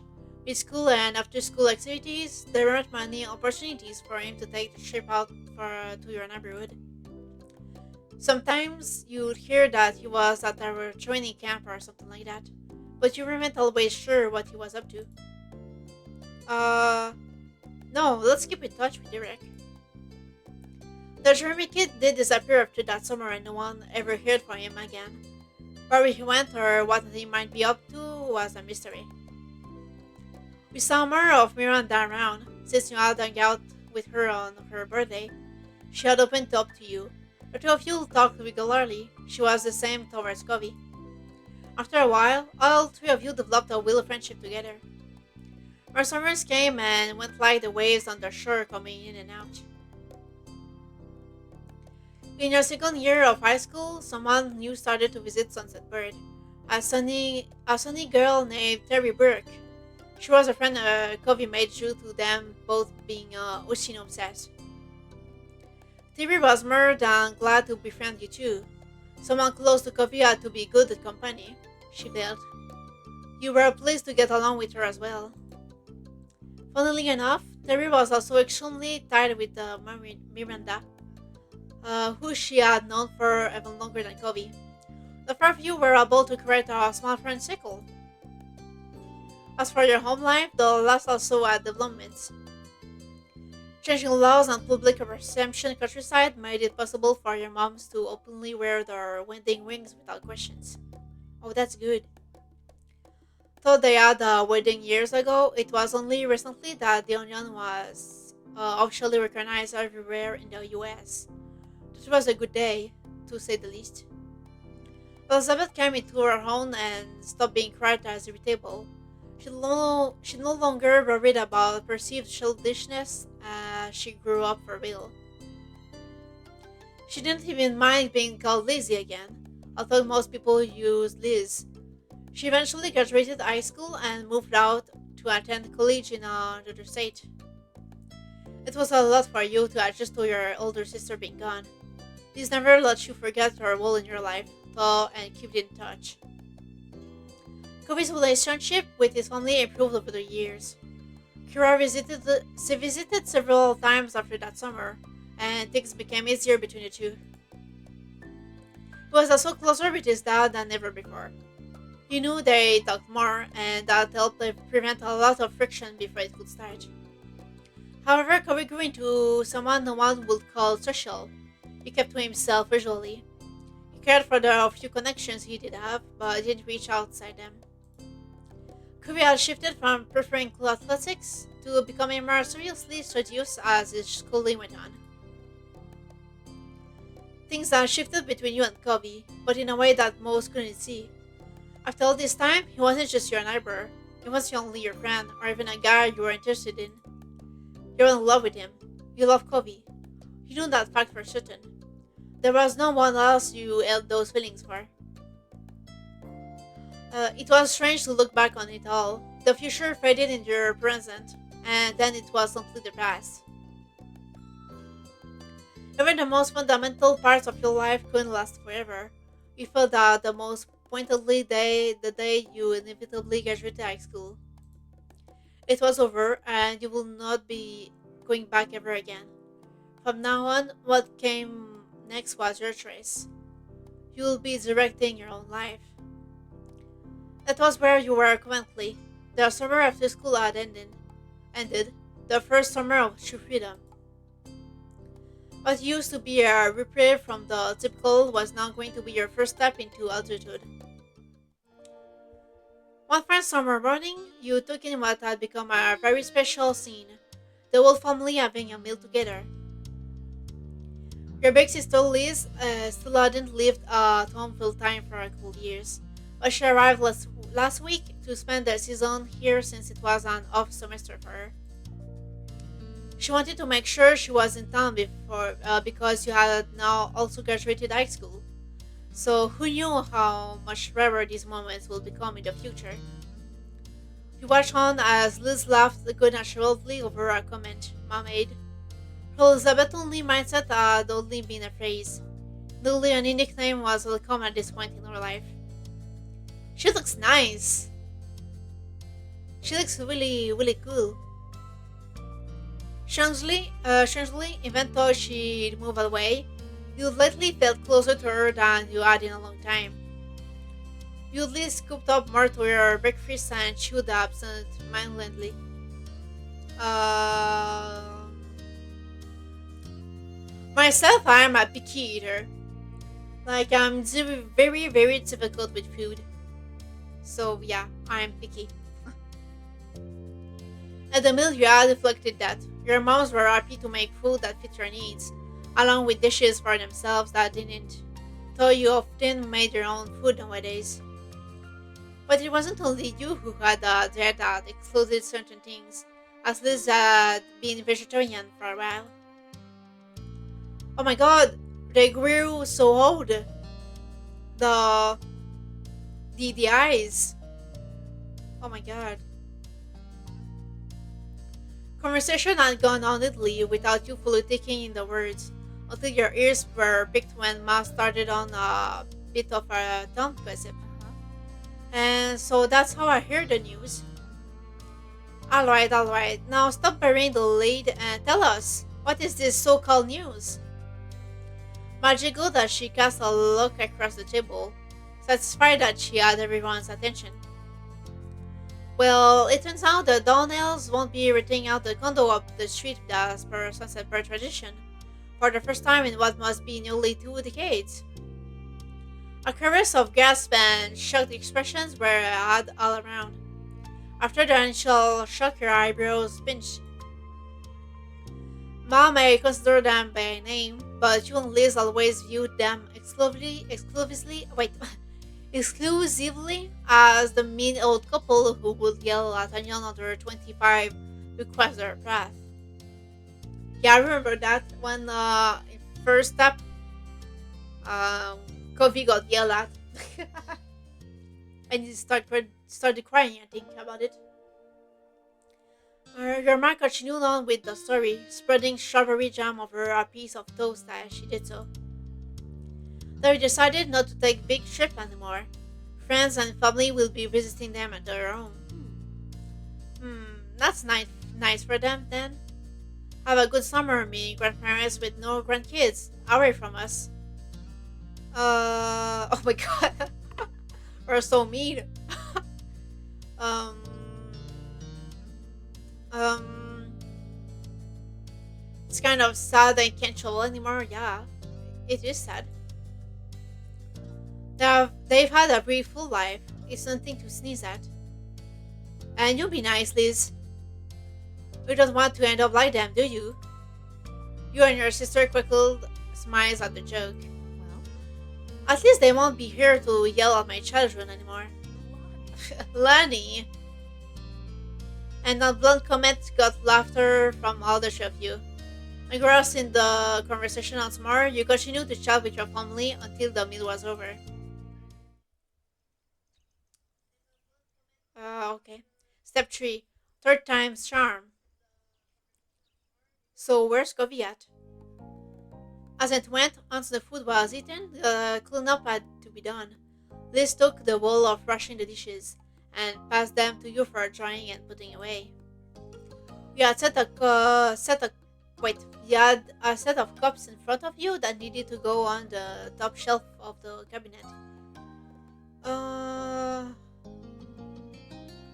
uh, yeah, let's be average. Yeah, I like being average. It's fine. It's fine. That was simply your lot in life. You'd always hovered around the expected height for your age. Uh, Actually, myself, I'm I'm in the middle. I think a bit smaller than my average, and I hope that would be taller. I always hope that would be taller. So let's go with this one. It's reflect my thinking. That was a struggle for you because you remember how you used to feel so content about it when you were younger. This shook you out of her internal immersion by starting up an impromptu conversation. She seemed to be voicing the thoughts that had been buzzing around in her own head. I have to say, going back for another semester this fall is pretty intimidating. You'd think after the first year or two I'd have a handle on things, but no. You stole a glance at her, still placing cups in their purple place. I guess it's only fair. My first round was regional classes, and year one of my architecture major was the basics. Now it feels serious. I have to actually know some things. The laugh she gave was flippantly airy, but the way she scooped out the place held more force than necessary. Uh, yeah, it's cool. An architect, it's cool. I think it's really cool. Yeah, don't be too impressed yet. Wait to see if it actually happens. But thanks. Your older sister's mouth cracked into a small smile. It will be fine one way or another. Oh. Oh, but I'm not trying to scare you away from college. It's that even your plan. What is going on with that anyway? In real life, I have no idea where I'm going in life. I mean, I did um 2 years sessions in college. I just did the basics like the math, French, the basic things because I didn't know in what to go, so I just did the basic. And when I was done with the basic, I stopped going because I really didn't know where to go and what to go. So I stopped there. um. So I had absolutely no idea. We answered the question as much as we were able to and willing to. This is my rule, more reserving as you did. You made it through 12 years of full-time education already. We got plenty going for you. Sometimes it still felt hard to believe your public schooling experience was over in the end. Uh, yeah, I was average in my time in school. I was pretty much average. Um, and I was satisfied with them. Yeah, I was fine with the average. It had been a familiar and enjoyable part of her life, but we were ready to move on. Liz picked up on the silence her question ended up creating. She decided it was time to make a closing statement on the topic. You're a good boy. Why do you say it like that? Do what's best for you, and we'll be here to back it up. Thanks, you're a good big sister. At that, Liz happily passed the final dish your way. She waved a soapy, soaked hands as a farewell and moved on to her next task for the cleanup job. I think I need to drink. I don't know how to read.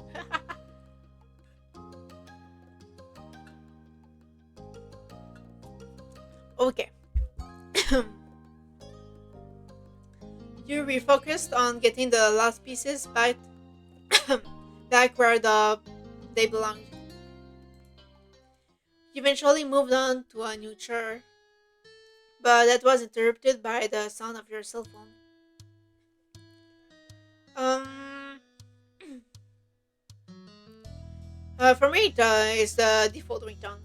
I've never changed my ringtone on my phone. I always leave it at that. You casually picked it up from the table where you had placed it earlier. The phone was a couple years old that at this point, having been a 16th birthday gift from your parents. They decided which model to get, but you got to pick the color. It was where's blue? Here. Um, Me, I don't have anything attached on my phone, but I want to make one on the game actually. Let's put one. Yeah. A cat face. Oh yeah, let's do this one. I remember that. Cove put us a keychain. Yeah, let's put this one. You're all pleased when you finally had a permanent place to use the gift. The screen lit up as you gave the little device a swipe with one finger. You were informed by a caller ID that it was Lee. You were much surprised. Oh, Lee, our cousin. Despite having busier and busy lives and not living in the same town, you still had a good relationship with your cousin at the same age. Of the same age. Especially once the miracle of the both of you having your own phones actually happened. She got hers first, though. Tapping at the accept button, you answered her call. A familiar bubbly rays come through right away, right after. She looks as pretty as before. Oh, and we can see the keychain. That's nice. Hey, Kule. Sup? I trust I'm not interrupting anything major. Only some cleaning around the house. Oh, then you're welcome for my call. A distraction from that must have been desperately needed. No, I don't like doing chores. I'll always push them as much as I can.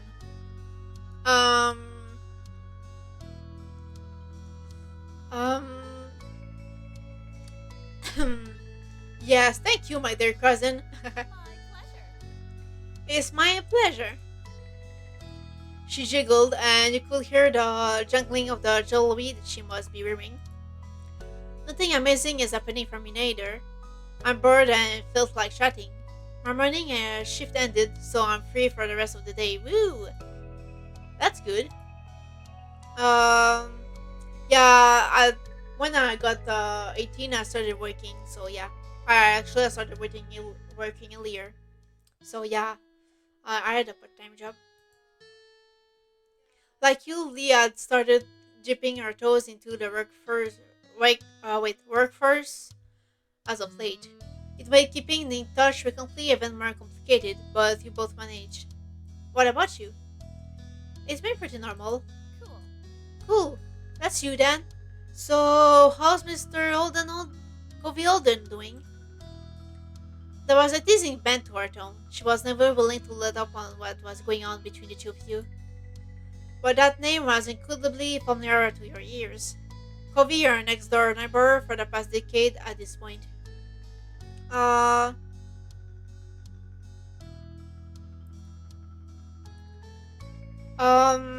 no, I don't want it to be your girlfriend. I want to see the confession and all. Yeah. Um, uh,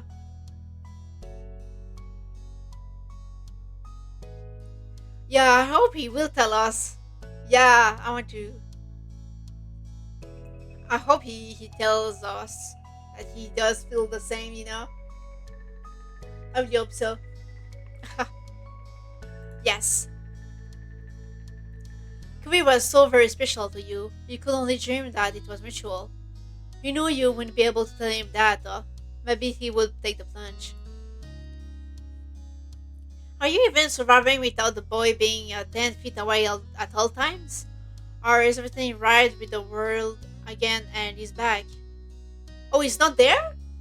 Where is he? What do you mean he's not here? No, Lee, he isn't there. Just like he wasn't there yesterday, or the last time you asked, or the time before that. What do you mean? He's never here? He left us alone? What? But he's not cold anymore. Why? Why did he leave us? Sorry. Oh, my bad. Can you blame me? It doesn't mean like he would have made this grand return already. Plus, I want to visit soon, and he needs to be there too. You could understand where she was coming from. This was totally outside the norm. Where is she? Where is he? What do you mean it's not there? Why? For the past couple months and the last few weeks especially, we had been going to his mom's place in Nevada. The two of you still regularly stayed in contact over text and calls, but still. Your mind began to drift back in time to all the prior trips he'd taken to visit her. Almost every year he'd have to go away for a while and then he'd be back. I would hate that. No, I don't like that. Oh my god. Oh my god. No, I don't.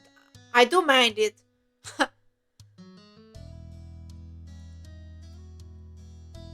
Yeah, I would be scared. I'm scared he's actually leaving for good now. What happened? Um. Um. Uh.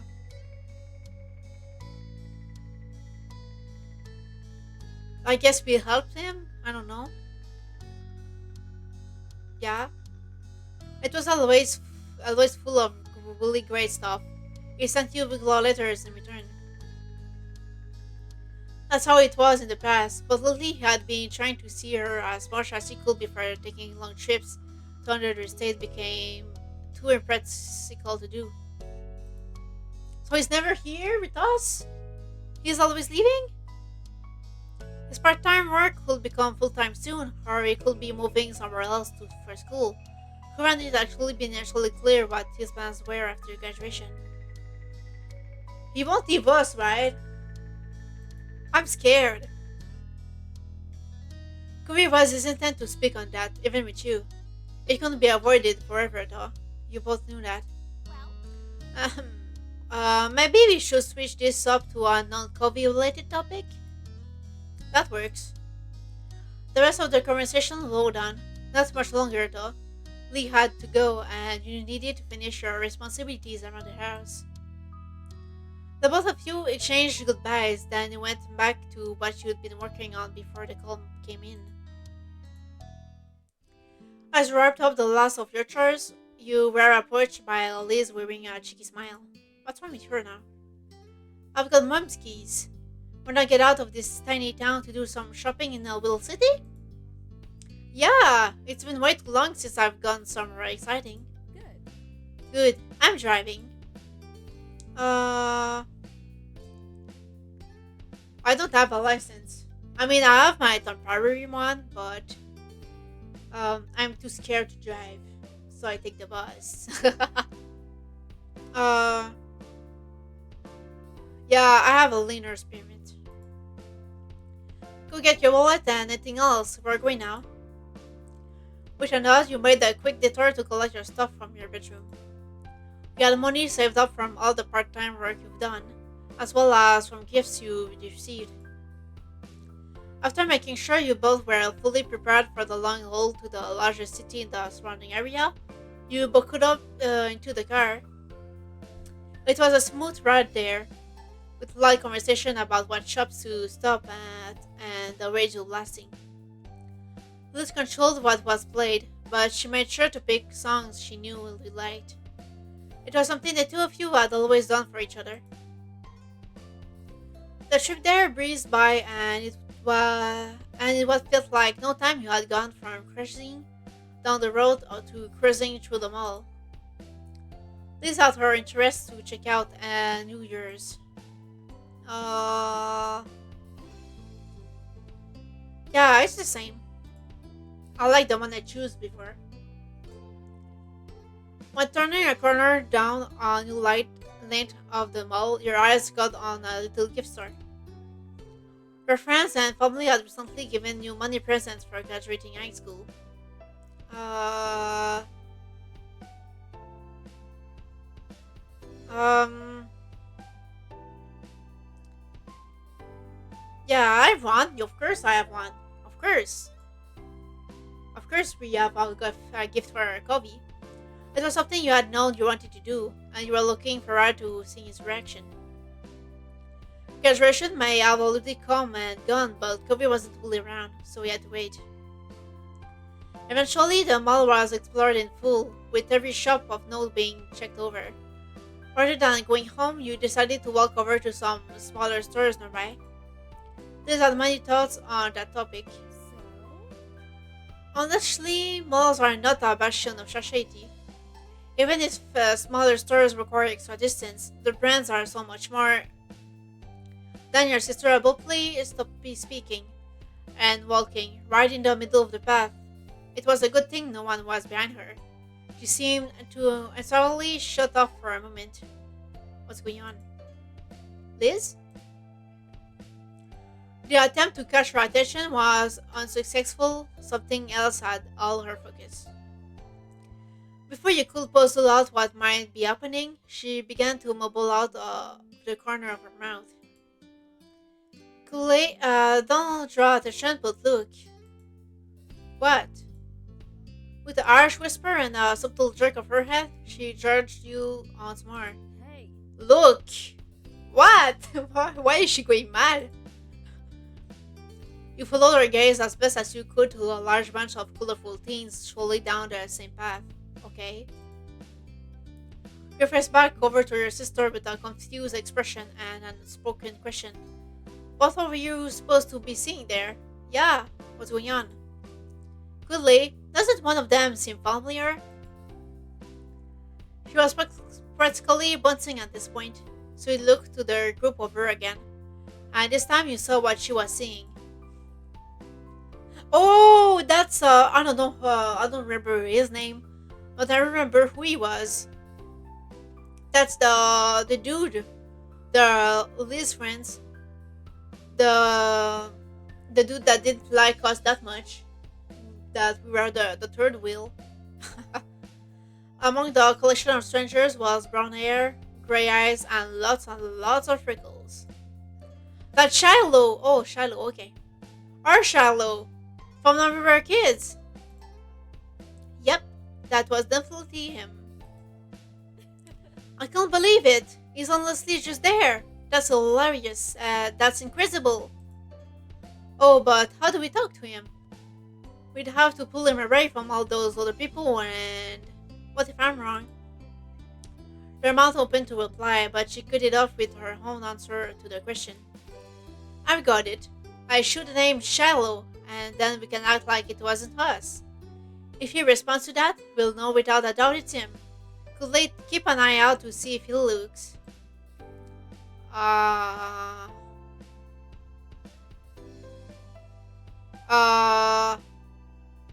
yeah, why don't you go straight up towards him normally?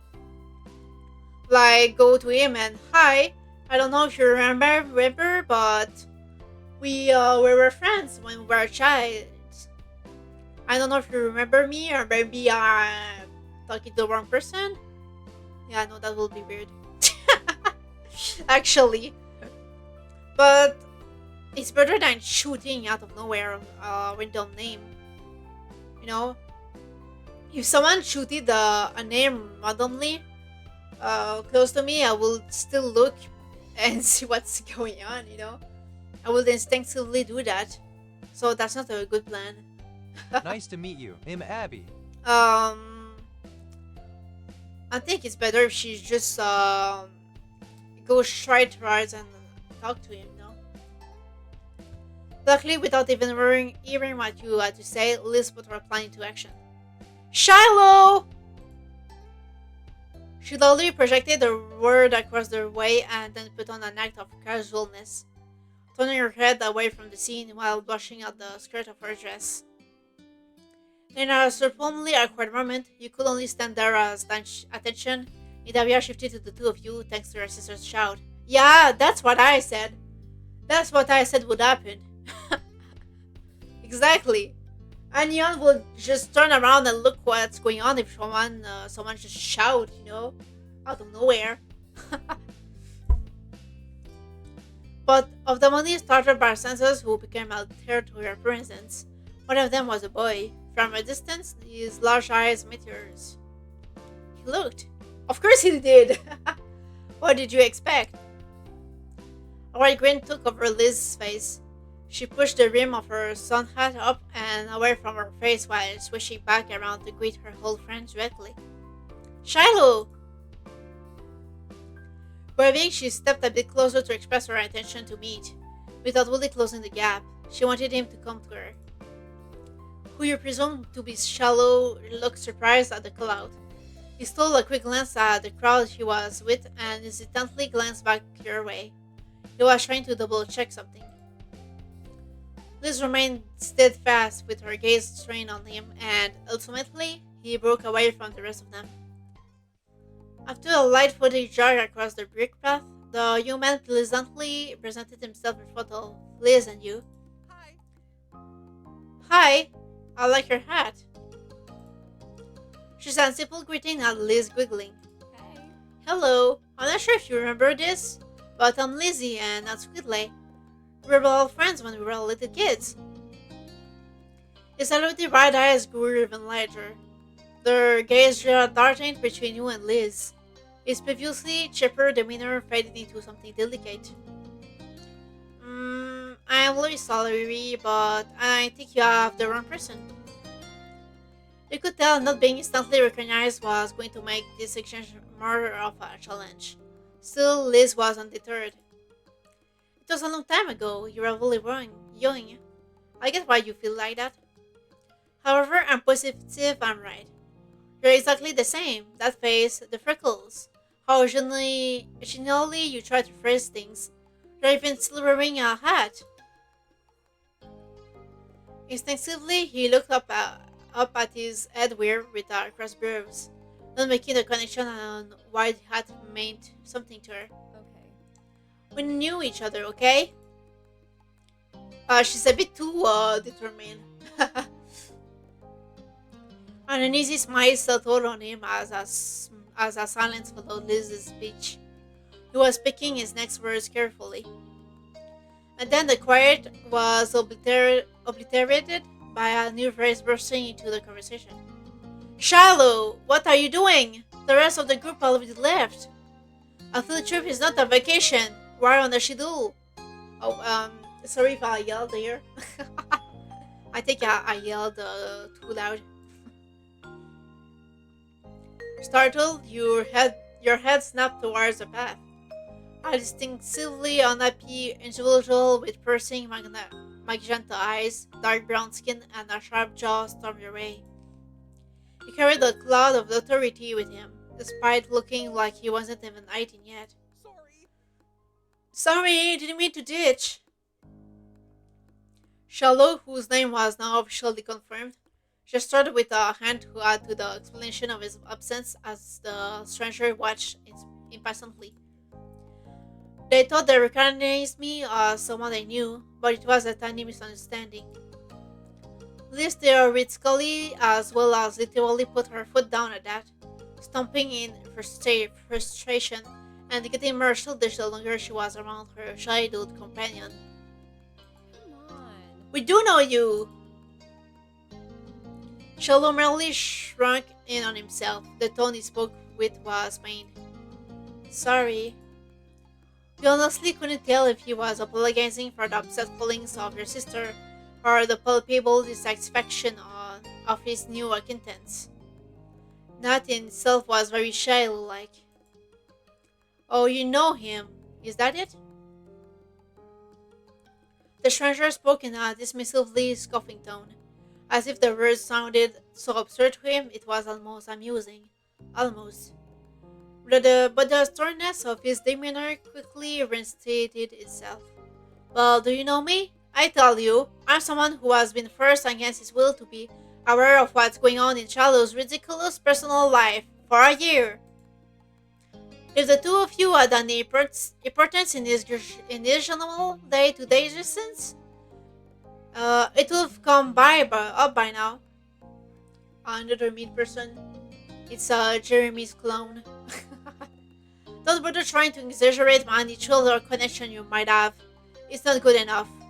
He's with us and you'll survive without him. Now stop loitering in the road, it's rude. Excuse me? Excuse me? We are the rude one? The high-strung ranting got an audible gasp from Shiloh, who finally started to speak up against in defense. Nate, that's really mean. It's also true. We are leaving. With that declaration, the unofficially introduced Nate indignantly spun on his heels and walked speedily towards where the group went, completely confident that Shallow would follow behind. Uh, oh, people can sure have bad attitudes, huh? Why can't they just try to get along? It's not hard. Don't worry though. I bet you won't have to deal with him again. And I'm sorry I can't stay to talk to you, but I hope you have a really nice life. Bye! And that was it. His final parting words given, Shallow left the two of you behind to catch up with his own life that he had to give live. Liz watched his exit, stunned only to frown when it hit her that he was fully gone as quickly as he appeared. It happened so fast you hadn't even been able to get a word in. She sighed all the energy she built up listening with her breath. I could have told him his last name was Fields. His birthday is October 13th. That would prove it, but no. Um, um, sure grew up to be dumb. Oh my god, why are we so mean? Um, but yeah, whoever Nate is, he sucks. It was so unnecessarily unpleasant when all you wanted was to talk to someone for a moment. Why weren't you running after him? Liz merely shook her head, pushing off childish thoughts. I think we can leave it there, thanks. He's in the middle of our high school field trip, and it was already enough being able to see him. There's something reassuring about witnessing firsthand that he's still out there, enjoying his own part of the world. Though, if given the chance, I could definitely have a few words with him about the company he's got. True. She laughed, but you could tell there wasn't much humor to it. She was mad at that guy, even if she was happy to let Charlie go. Maybe they're only with each other because of the trip and it's not usually how things are. Right? True. We can only hope the same for him as he did for us. Have a nice life, Shalu. Uh, I have a good life, I guess. Lee smiled at you. It had the self-confidence you knew so well from her. Come on, little baby bro. Let's finish our own trip. Why did she call us baby? We're not that younger than her. Yeah. No matter how either of you really felt about the occurrence, it was something you simply had to accept. People you know, just disappear and reappear in the most unexpected ways. I hope Cove won't do that to us. The two of you enjoyed what remained of your outing until it was time to return home. By the time you arrived back, the sun was already beginning to set.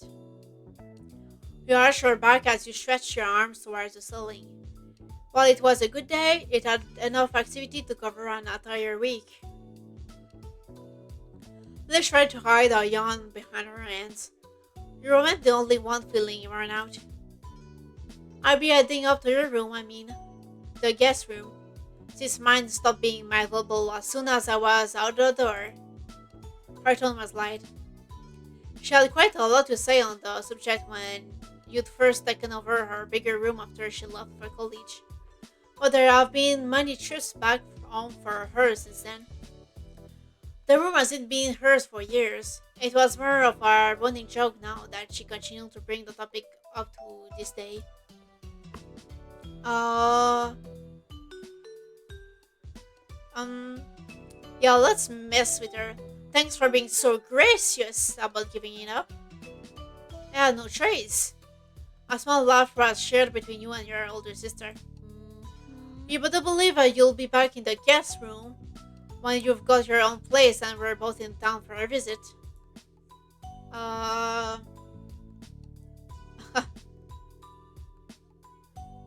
uh-huh, sure. Your sarcasm won't save you here. I'm taking that as an agreement. She flashed her familiar grin, and you couldn't help but feel glad she was back around, even if it was temporary. With that, she plodded off to the spare room. You were ready to do the same. Moving into a new space was your first opportunity to decorate from scratch. Design your room. Oh, that's nice. Oh, purple, yellow, oh, green. Oh, I like that one. Blue. Oh, this one is nice. Yeah, let's go with this one. This one is so nice. I love it. Yeah, it's the best one. Right? This one is nice too, but I like better this one. Yeah. With there's no extras, okay? Oh, window. That's right. Yeah, let's put everything here. Walls.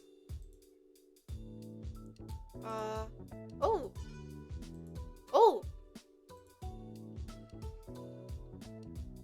Yeah, let's put the light instead of this, right? I like with the lights. Oh, I can change it by pressing on it.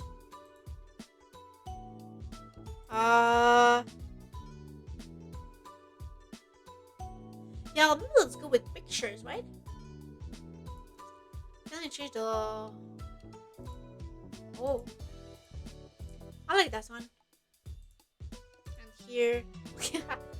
Plushies. No, I go with this one. Balls. I wanted this one, right? Okay, back. Oh my god, what? It changes everything. Okay. Let's put this on my left back. Light. On the right, I want the light. Okay, right. Okay, there's just this. Okay. Floor. Okay, sure. Middle. Yeah. Not this one. Yeah, I like this. I'm not an astronomy type of person. Maybe I even take this one off. Actually, yeah. And change the back. Or maybe not the back.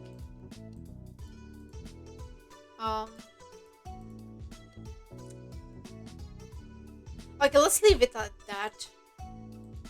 Right, okay. Done. Yeah. You were really satisfied with the feel of your tiny part of the world. As your thoughts drifted, you tried to bite down another yawn. It was no good. Your bed was now lodged in your mind, and all you could think about was collapsing on it. You trod up the stairs to your room. Stepping inside, you closed the door behind you, blocking the rest of the house. When you turned back around, you realized you were not alone there. What do you mean? Comfortably perched on the window's wheel was someone very familiar to you. Is that Covey? Or Covey? Yeah, Covey! Hi! Covey Eldern, yes!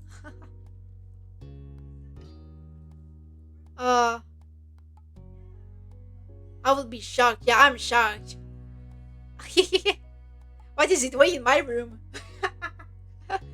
I mean, go to the front door like anyone else. Well, why do you appear in my room? I'm shocked. Surprise? Yeah. His tone was easy and relaxed. It certainly was a surprise.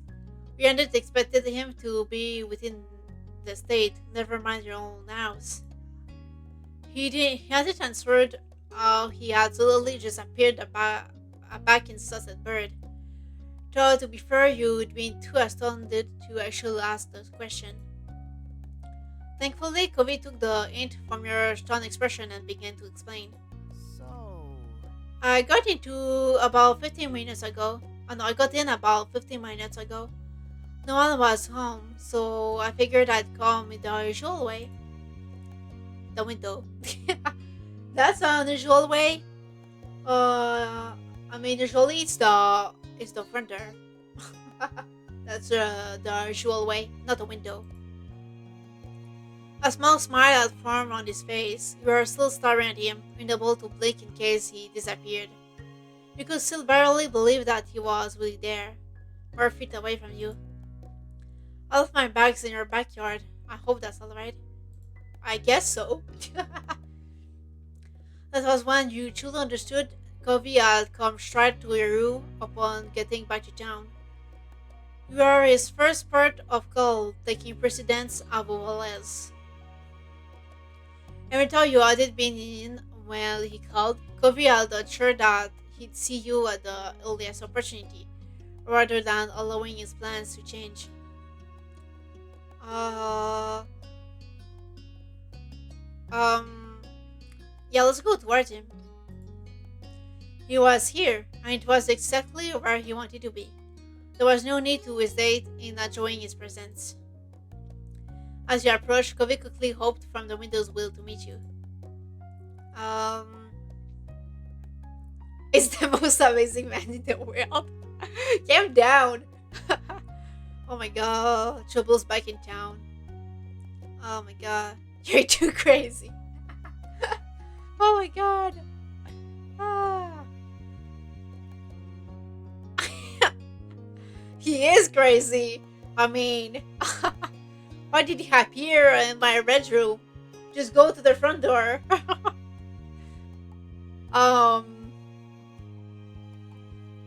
and this is too much. Trouble's back down. That's teasing. Yeah, I'm glad. Let's be glad. A bone crushing hug. That's too much. Jumped into his arms, smiled at him. Uh, yeah, let's go with the gentle embrace. Curry sighed contentedly, melting into the hug. He wrapped his own arms around your back in return. He moved to wrap his arms around your shoulders and he tucked his head into your neck. His breath was warm against your skin. I miss you.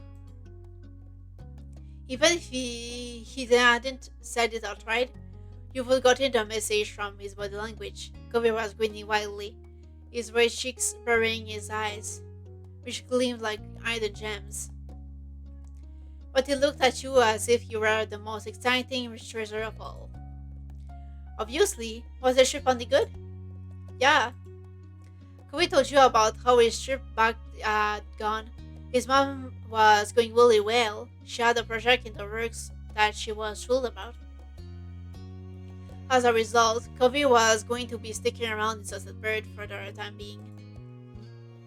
Things were settled as much as they ever could be. With Kobe back once more, you felt at ease. Kobe stretched his arms out over his head, his eyes on the window and the world beyond. The sun had set while you'd been busy reuniting. Well, I should probably get myself and see Dad. He glanced over to you with a familiar, expectant look. Wanna come with me? Sure. You know I do. Yeah. Cool. Kobe began to head to your bedroom door. What? You insisted on a piggyback ride? Let's just follow him normally. I mean, let's calm down. I know we're happy, but it's a bit too much, right? The two of you casually went down to the ground floor of your house. In all the excitement of Kobe's return, you hadn't even remembered the gift you'd prepared for when he got back. It would be best to give it to him now, before he left your house. Can you wait here for a little while? I got something for you. Kobe's eyes widened as he tried to conceal a smile. He toyed with the collar of his top. really? Really? I mean, you didn't have to do that. He nodded with some eagerness, trying to imagine how he'd react when he actually saw it. Um, will Cove be something special? The gift you had chosen had it been something you could buy. Yeah, I think going with that feels more personal. It's better, right? Yeah, I'm gonna go on with this than buying something. I think it's feel special and better, right? It was uh um oh yeah, that's right. He told us he loved the puppy. Uh um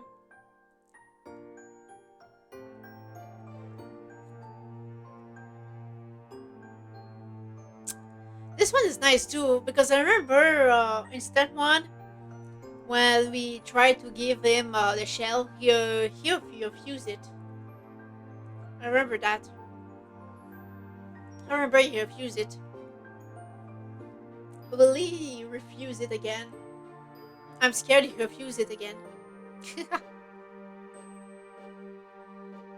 But that will me remember him like when we first became friends and everything. Like it would be a kind of memory of our encounter and everything. You know?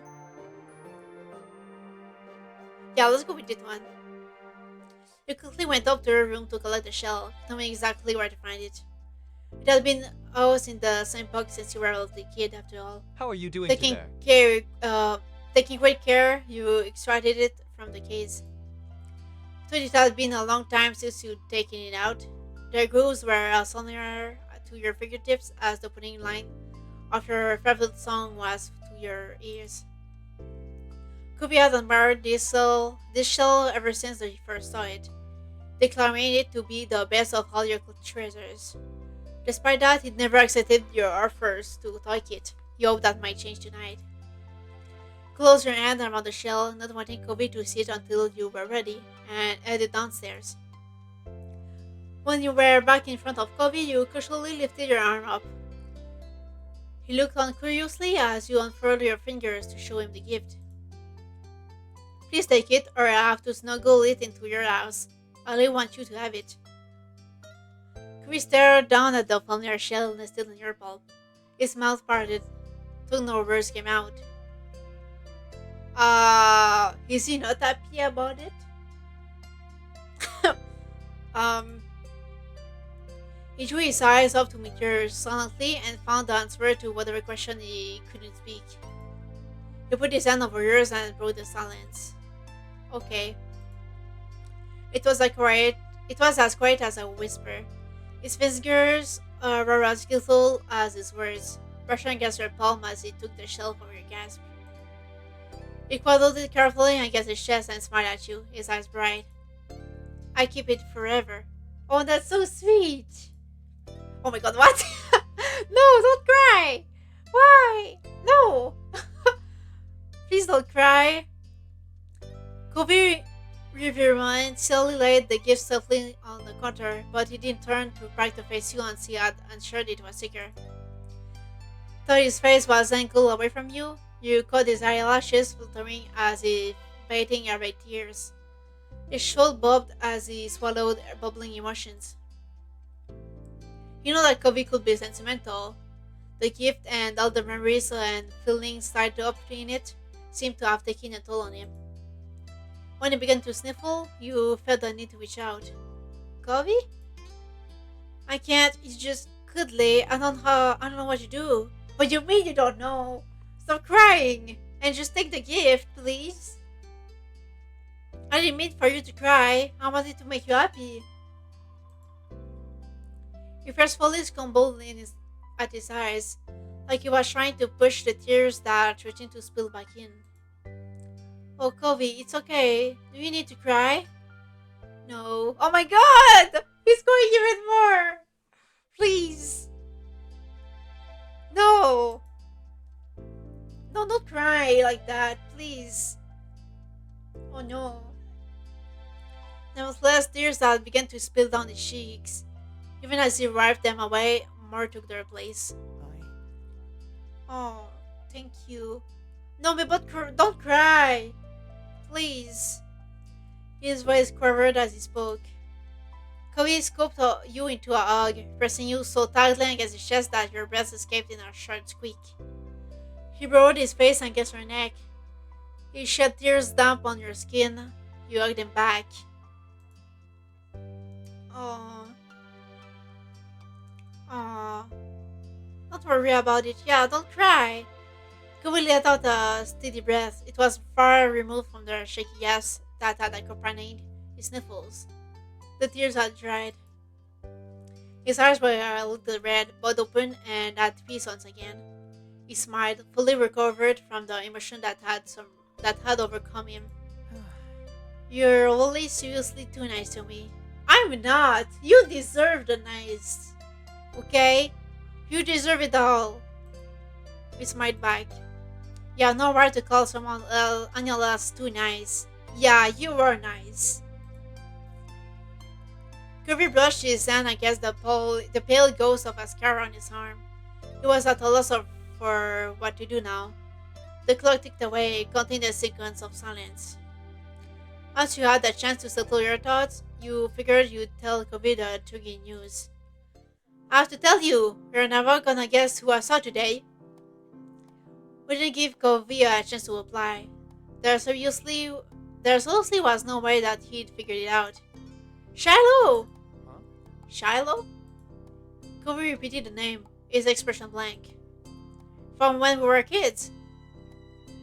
Kobe pondered for a moment, then snapped his fingers. Oh, he was a freaky boy from that first summer, right? The one who moved. The guy was named Shallow and he looked just like Shallow from back then. Even wearing a hat and still.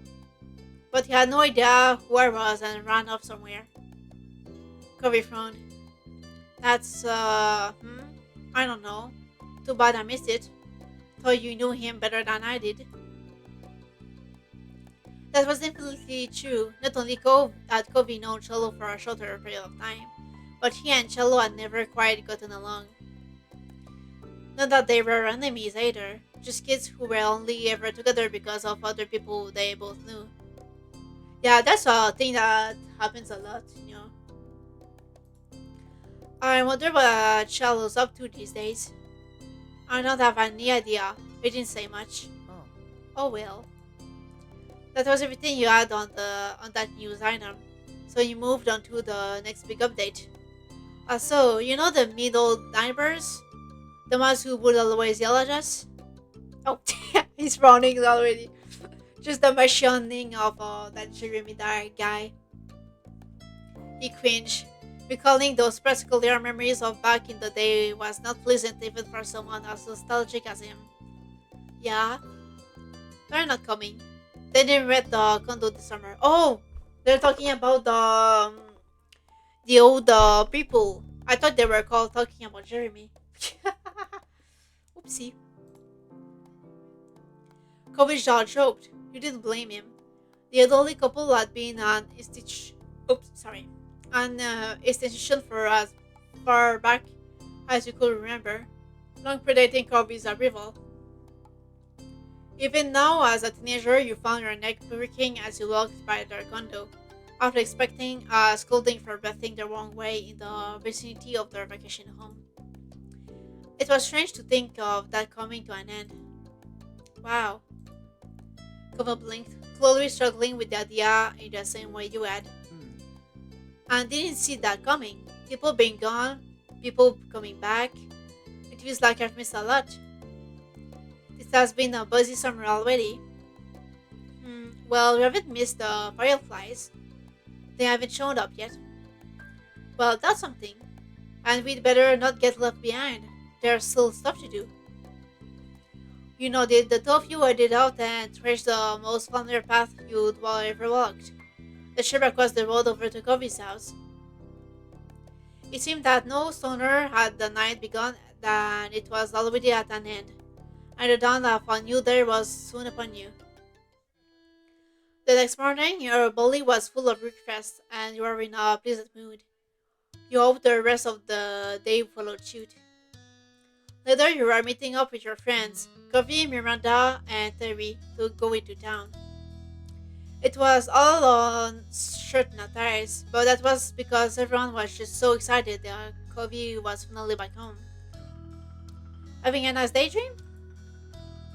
You blinked, pushing all your thoughts away and returning to reality. Your mama was watching you with a teasing smile. So, what's on the agenda today? I'm meeting up with some people. Well, I hope you and your friends have fun. Don't get into too much trouble. She winked at you. You knew both of your moms wanted you to enjoy every bit of the summer before the big changes started. I try, but before you go gallivanting around the town, could you bring the mail in? The mail in? I'm finishing up putting the dishes away from here. Alright, thanks very much. As soon as you were outside your front door, you couldn't help but see Covey and his dad standing around in the road. Then your ties you too. Hey. Hey there, Kool-Aid. We smiled loudly and waved. When you began making your way over, he added, Hi. Um, Another hug. Let's go. Following your lead, Covey hugged you back and he held on for a few seconds longer after you let go. His eyes shone broadly at you with when you wait. His eyes shone broadly at you when you did part, sending your heart a flutter. And then, as Covey's cheeks flushed, he couldn't quite meet your gaze. He didn't speak, but you felt that he did. That wait, but you felt that if he did, he would be tripping over his own tongue. Why is he so flushed about? It's just a hug. You noticed Miss Holden was taking the scene of you and Kobe with a self-satisfied smile. Kobe followed your line of sight and shot his head down an impressed look. For a moment, Miss Holden seemed like he had a thought dancing on the tip of his tongue, but he decided to keep it to himself. So, what are you up to today? Me and Kobe are meeting some friends later. We're gonna paint the town red. Exciting! They won't know what did them. Kobe shook his head disapprovingly, but you knew him well enough to tell that he was entertained by your notion. Yawning, Miss Sultan stretched his arms over his head. My boy and I have just been waiting around to see what the new neighbors are like. It was definitely his idea. I don't know how you're not interested in this. It's big news. Besides, it'd only be polite to greet the new folks in town. Um, well, yeah, let's meet them, I guess. Uh, um, yeah, um, uh, yeah, maybe it's gonna be another duo, right? Kobe snorted some airy laughter at the suggestion. Oh? We think we'll have some competition. What do you mean competition? There's no competition here. What are you talking about? For several moments, Miss Holden was unable to answer. He was still chuckling when he put his hands on his hips and tried to compose himself. Absolutely not. We're the number one father son duo in this town, and no one changing that. Miss Holden took one more glance at the currently vacant building and sighed dramatically. When he turned back to you and Covey, his whole body seemed deflated. There's no sign of them, and I still need to head over to work soon. Covey gave his dad a few reassuring pats on the back. Okay, I promise to keep an eye out. I can text you if anything happens. Really? He's the gossiping dad. Of course. Yeah, of course. Well, I mean, until I have to meet up with Terry and Miranda. Would that still work? With a wide grin breaking out on his face, Mr. Holden looked absolutely thrilled to have his nosiness enabled. That works. He moved to firmly place both hands over Kobe's shoulders, fixing his child with a firm stare. Son, you are my true ally in this world. Mr. Odin stood up straighter, letting Kobe go. He looked reinvigorated. Okay, with that settled, I go make some money. That's always been the one thing I do best. Mr. Odin headed off to the garage with a big wave goodbye.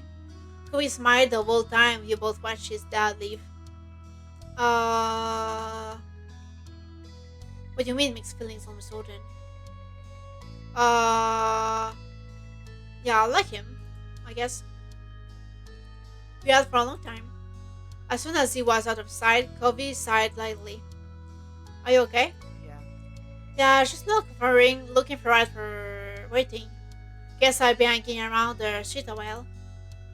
Uh, why don't I stay to see the neighbor and keep you company? Yeah. Curiosity about the new tenant was getting the better of you, and you figured that the wait would be too much longer. And besides, you just couldn't leave Kobe. Really? Of course.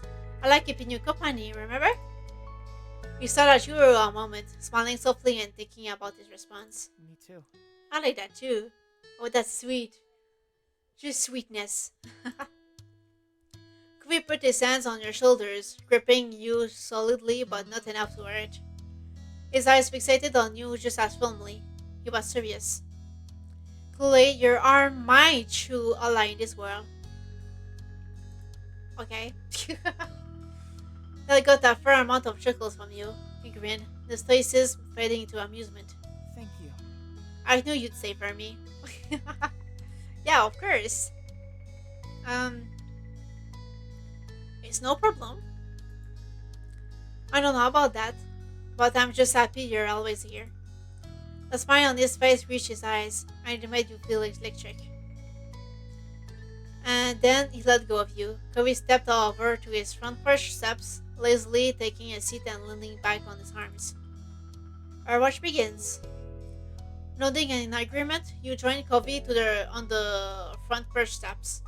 You both sat there in a comfortable familiarity as you settled in for the waiting game on the new tenants. The neighborhood was quiet, and you sat contentedly, closing your eyes and feeling the light breeze. The only sound you could hear was the familiar jingle of Kobe's wind chime. After all these years, it was still there, adorning the enchanted cropping of his house. Eventually, you both perked up at the sound of a car. A taxi followed the noise, turning onto your street.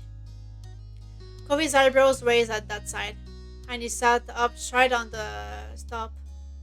Oh? This has to be them, right?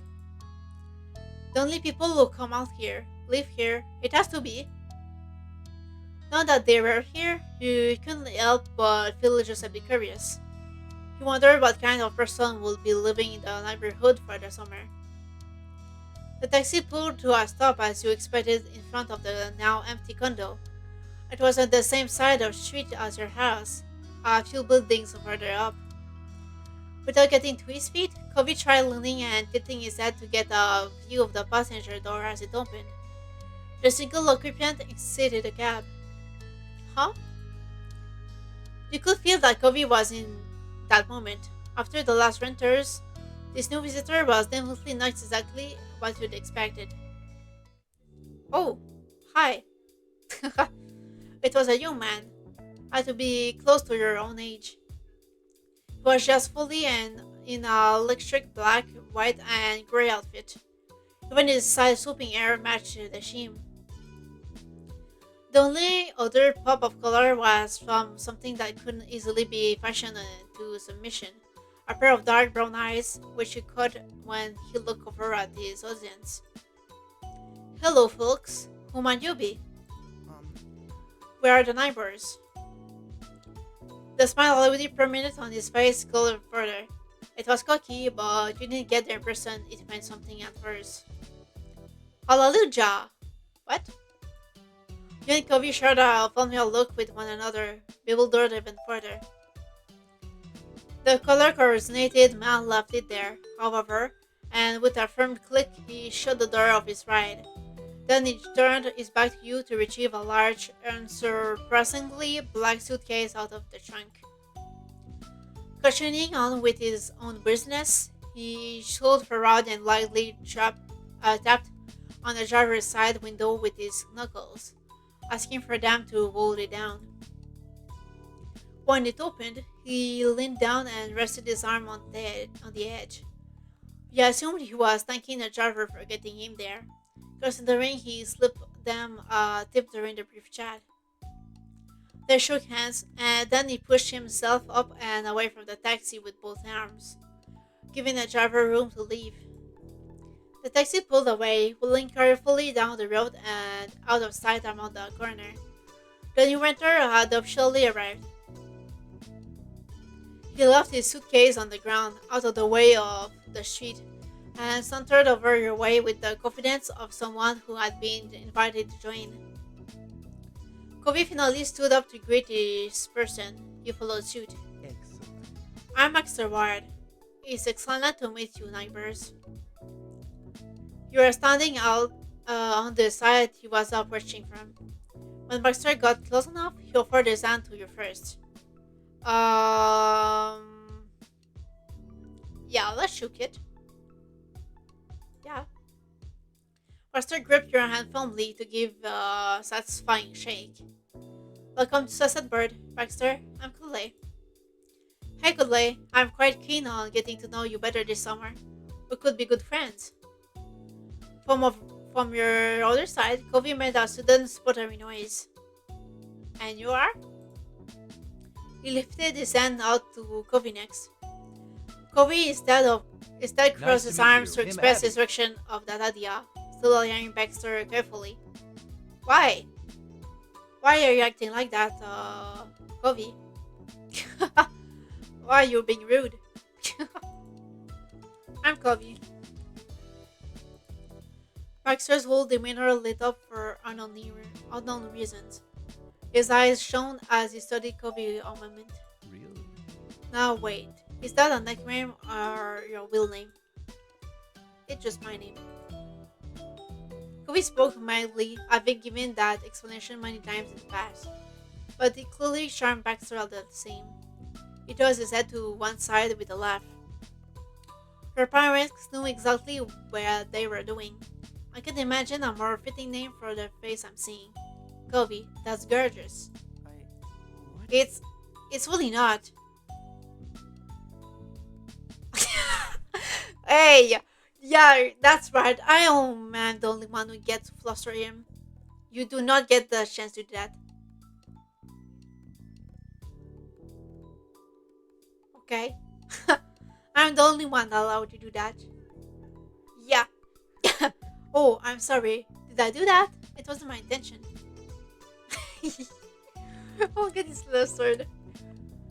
Baxter grinned welcomingly. The entire conversation brought a burning red blush to cover his face, and he couldn't make eye contact with either of you. You noticed that Baxter looked apologetic over Covey's increased discomfort. I'm sorry. It was intended to mean more than it did. I like your name, but you don't have to mind that. I'm patently a guest stepping on onion toes. Yeah, you don't do that, okay? He chuckled to himself. It seemed like there was some extra meaning added there in his words. And you noticed that Covey raised an eyebrow, picking up on that too. Baxter didn't even open his eyes to see your faces to know he had some pulling to do. He stood up straighter, striking a slight pose with the position on his feet. I'm a ballroom dancer, hence the phrasing. Oh, I don't know much about dancing, but that's pretty cool. It's not hard once you get the basics down. Kobe didn't look convinced at all. Baxter took that as a cue to keep talking.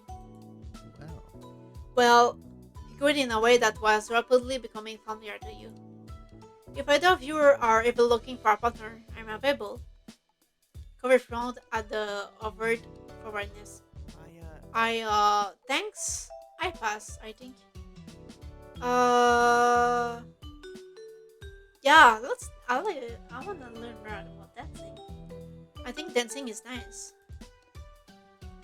I look forward to that then. After that, there was a lonely conversation, and Kobe attempted to fill it. So. What made you decide on Sunset Bird?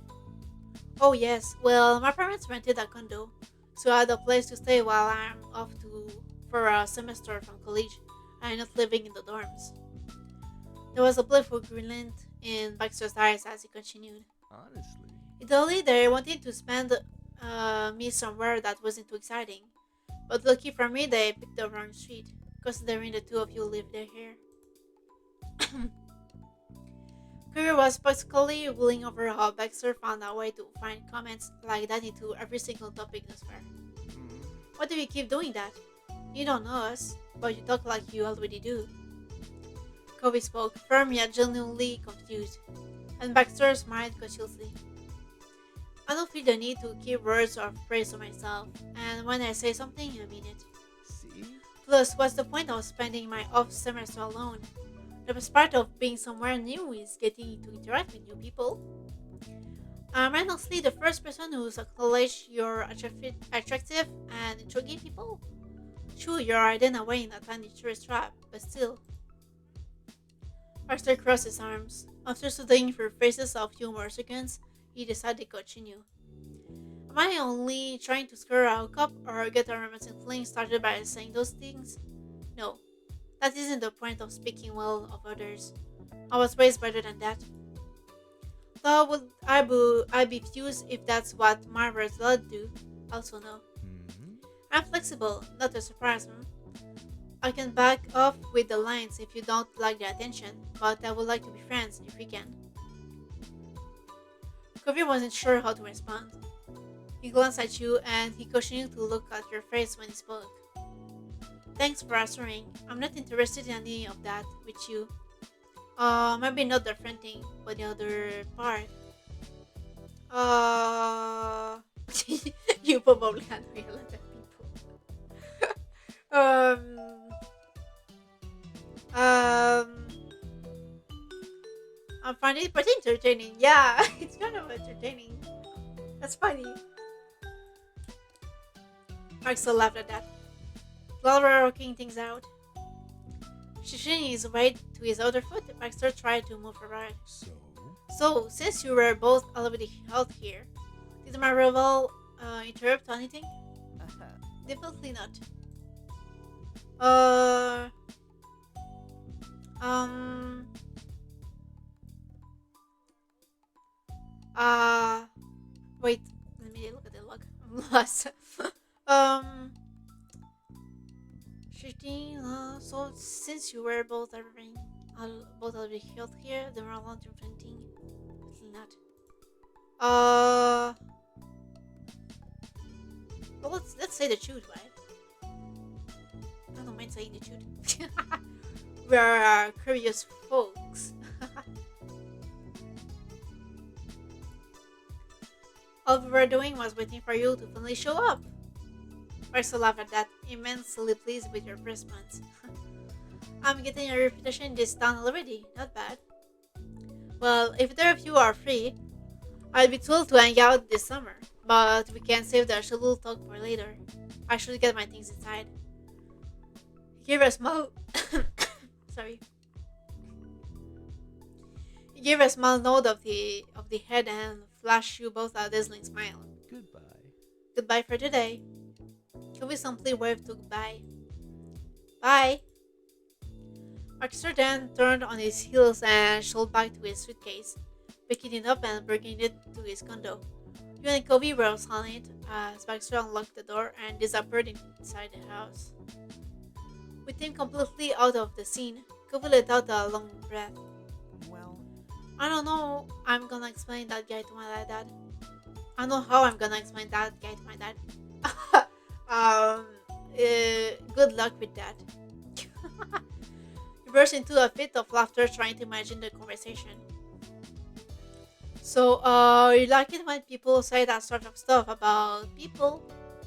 It's okay to do it? Never mind. At least the job is done. We saw the new neighbor, and now we can go meet up with Terry and Miranda.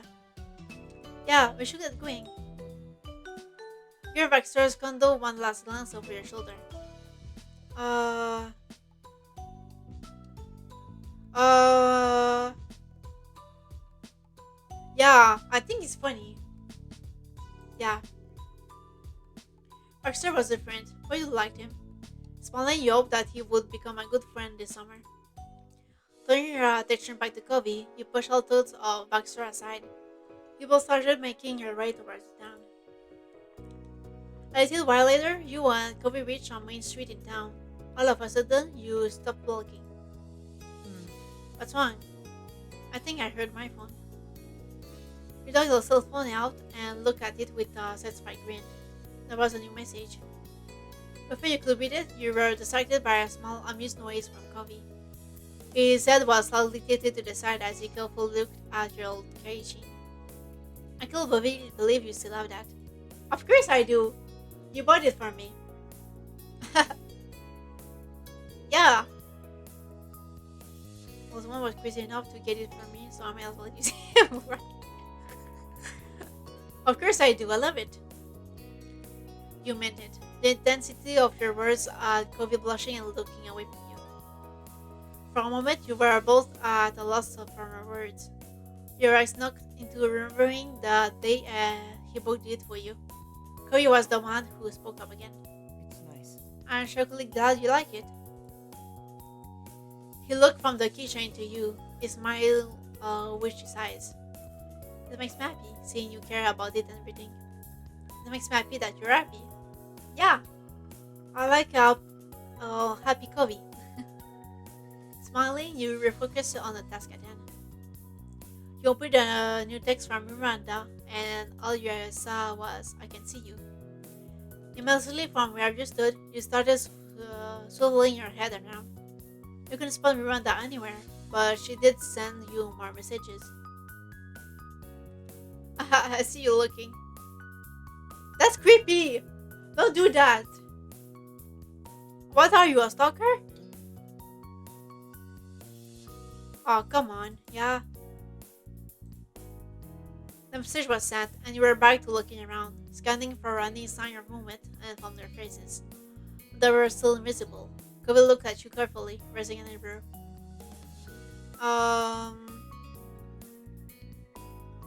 Let's yell. Oh my god. If you only, Covey's gonna get, he's gonna be scared. We're gonna scare Covey. We want that! Come on out! Covey jumped a bit with your sudden outburst. He raised an eyebrow and looked at you carefully. See? He got scared. What's happening? Before you could even begin explaining anything to Covey, you both snapped your attention to the yelling from across the street.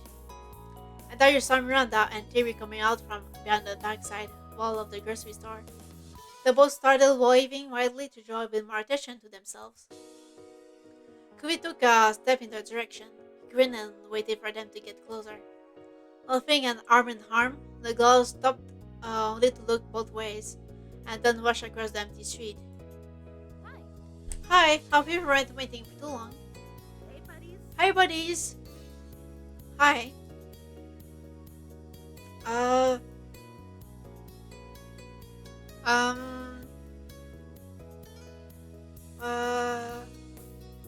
I'm amazed. How did you appear out of nowhere like that? They started jiggling again. Terry glanced at Miranda, wondering what their story should be. Ooh. It was magic. Gesturing in a vaguely whimsical manner, Terry went along with the decision. And magicians never reveal their secrets. Ooh, that's fair. Terry then closed the distance between her and Covey and crushed him in a painfully tight hug. You're finally here! It's been so long! What took you? It is best to eke out a reply with his chest being compressed. Sorry.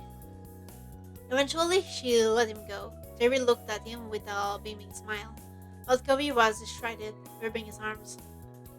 Standing there, Miranda shifted her weight to her other ear. She watched Cove patiently with a bashful smile. Welcome back. Thanks. It finally felt official. Everyone was together in one place. From here, you weren't sure how often you would have another afternoon like this again. They didn't either. So, Kobe. Tabby poked Kobe square in the chest. You're gonna have to get me your schedule by this time yesterday. No way. Not really possible. Not really possible, Terry. But I can say as soon as I know. So far, work hasn't said anything, but I can tell you I'm busy with work activities. When Kobe wasn't at his part-time job or pursuing his academic interests, he volunteered for the Ocean Restoration California Affiliation (ORCA). The group focused on cleaning up beaches and removing pollution from the ocean. Kobe always loved the sea. It didn't surprise you one bit when he started getting involved with them. Uh, um, yeah, let's join with Kobe.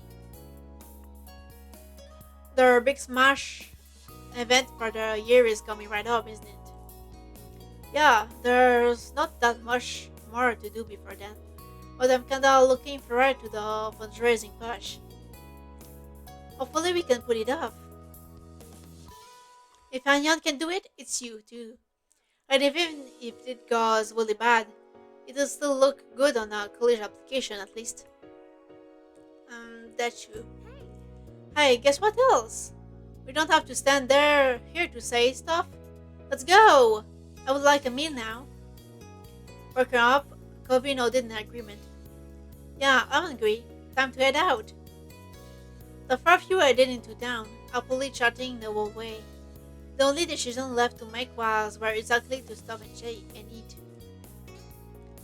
The rest of the afternoon and evening passed by in the blink of an eye. When night fell, it was time to head home, and you parted ways with Miranda and Terry. You and Corey reached your neighborhood without event. It was late enough that your out-of-the-way street was dark and silent. Uh, stop with the piggyback, right? I mean, stop. Um, you slow with a skip in your step. I don't know. Let's go with that one. Yeah. Days like today, filled with good food and good company, left you feeling energized. As you walked alongside Kobe, you peered at his face out of the corner of your eyes. You wonder why he felt so distant to you. It was out of character. For a while, Kobe silently stared ahead and left you alone with your own thoughts. It surprised you when you did hear his voice all of a sudden. He still wouldn't look at you. It feels weird coming back to the neighborhood and trying to get into things like they are the same. And they're not. They've changed. They're still changing. Your mouth felt uncomfortably dry all of a sudden. It was true. The things that kept the people you knew together were starting to disappear. Each person had to make their own priorities and their own path now that it wasn't set for them. Yeah, growing up is crazy. So I was gonna say crazy. No, it's scary. That's the word I was wanting to say. You thought about your own immediate future. If you had to choose in this very moment, you wanted. Um, Focus on time. That's not school or work.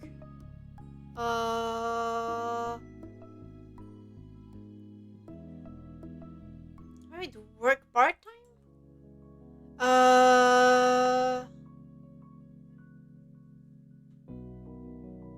To focus on time that's not school or work. Yeah, I don't want to go to school. That was the basics. For your career, you thought you'd um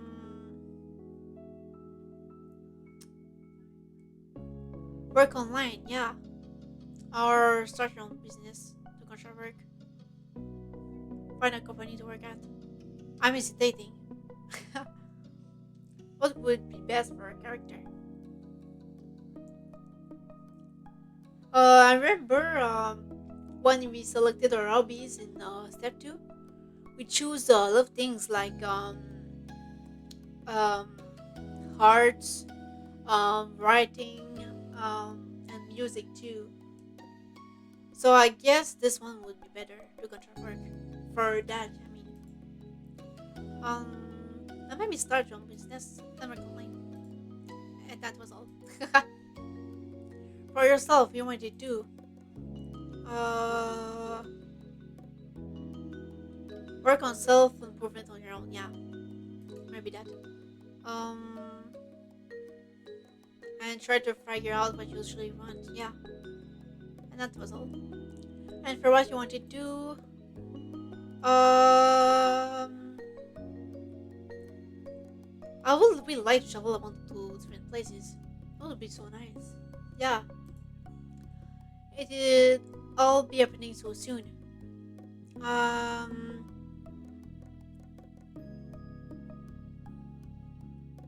yeah, let's do like we started to prepare for what was coming. Yeah. Uh, um,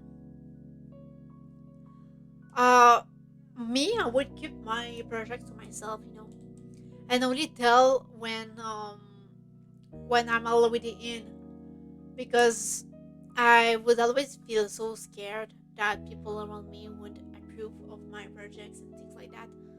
So I will only tell them when I'm already in. So there's no going back, like something like that. Yeah, that would be me. Now you wonder what Covey had in mind. You would hear him consider some things for his future, when it was never a thing that would have counted as a well plan. Making it back home, you both stopped in the middle of the street, Covey side. Cole looked at the ground for a moment. His mouth trembled, trying to settle on the right words to say. So. So, what do you think you're gonna do now for the future? Um, well, Cody is our friend, right? He's gonna support us no matter what, I feel. I want to tell him. Yeah, I want to tell him. You did your best to articulate what he could expect from you, and he listened quietly.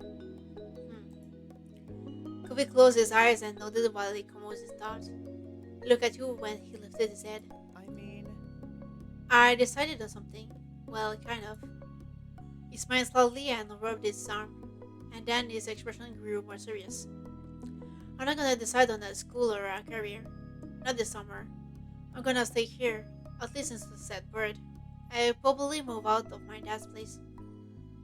I keep working my job, keep doing my volunteer stuff and everything else. I don't know. Maybe I know what I want for myself by fall, or next year, or maybe I'll never have a plan.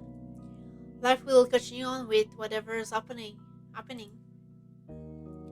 not gonna crush myself trying to have everything figured out by a timeline that someone else has set. I just can't do it. That's kind of impressive. Yeah, that's really impressive. That's so hard to do. He's really impressive for doing that. His brow furrowed, and his tone was tense. It was clear how much expectations were weighing on him. I know that's not very exciting, but it's the best I can do right now. He laughed self-derisively, but with the way his face looked, you thought he actually wanted to cry. No, not cry again! Why would I start crying?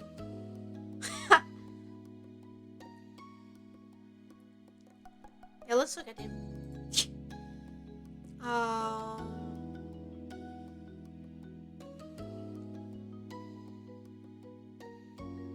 Um, I miss you. Yeah, I will miss you. It took a lot of strength to keep your voice even. You wanted to support him, but you could already feel your chest tightening, imagining what it would be like without him right here. Oh no, I'm making you cry! Oh, I'm sorry, okay? I still support you, okay? Please don't cry. His face crumbled, and your original assumption was proven correct as tears slowly began to fall from his eyes. His chest heaved and his words were whispered. I'm sorry. No, don't be, please. Oh, no matter what's happening, I want you to know that you won't ever lose me. I won't really be gone. I'll still be there for you the best I can, whether it's long distance or whatever else. Kuvi's whole expression softened. His lips pulled into an affectionate smile. It's okay. Kule, you deserve to have everything you want in life. Oh my god. I want you to get everything you want in life, yeah.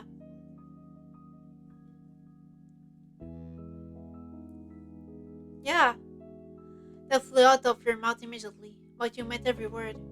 His mouth pulled into a delicate grin. Looking at you fondly, Kobe took a step closer, and he placed a hand on your shoulder. The warmth from his proximity helped you relax. You. He spoke to you softly, wholeheartedly, and he meant every word. Things are hard right now. It scares me, but it'll be okay. It'll be more than okay. Now that things are up to us, we can make our lives better than they were everywhere. Uh, yeah, let's feel better because I don't need to cry again. Whether Kobe realized it or not, he said exactly what you need to hear. He was right, and you almost felt excited, wanting to know what kind of future was waiting for you a few years from now. Deeply you met Kobe's gaze, you nodded. At that, his expression morphed into a look of careful confidence. Clearly, he was still struggling with this topic, and you wondered what else might be on his mind. This was a start, I think, but it's not over, is it? We'll have to keep talking about it going forward. Yeah. Chris softly reiterated his promise. It'll all be okay. We'll still have always be there for each other. Is that good with you? It's more than good with me, man. It is. Cool, that's cool. I see you tomorrow, Lily. I'm already looking forward to it. Night. It pulled me into an unexpected hug. It knocked the breath out of you, yet you couldn't have been a more reassuring feeling. You returned his embrace and stayed that way for as long as you could. Oh, that's so sweet. Good night. Night. I feel like his hugs would feel like big teddy bear huggies. That's how I feel. Night. He finally let go, giving you another smile. Then Kobe started walking away, but you remained there, frozen in the middle of the street. You watched him and wondered how many more times will he be able to say that he'll see you tomorrow. You hoped for countless more times. Finally, you turned towards your own house. You vowed to yourself that you will make the most out of every moment you had this summer. Okay, so I know I didn't play that much, but I'm feeling kind of sleepy today, and I feel like I have to continue read. So I'm gonna stop for today. For now, I'm gonna save. Right here. Yes. Um. Yeah. So that's pretty much it. Gonna quit the game. Yes. And I'm going back here. Okay. So yeah. I'm stopping for today. Um. Last time I stream, I was able to do any raid. I don't know why, but I'm gonna try again if I able to make the raid happen this time. Um, yeah, let's see if I can raid anything. Where's the here? Okay, I'm gonna try again if I can do the raid. I don't know why last time it didn't work, but let's try it again. Raid channel, yeah. Um, let's go with viewers low to high. Uh oh, there's someone else playing your live Venus always. I could go with this one. It would be nice, right? Let's see.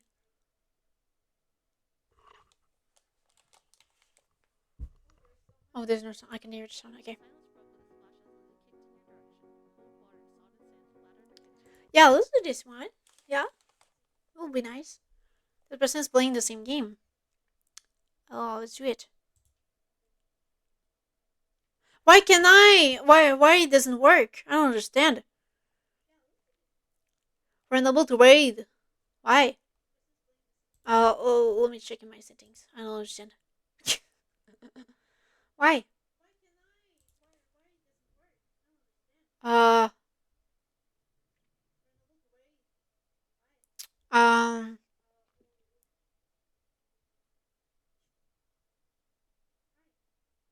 I'm hungry.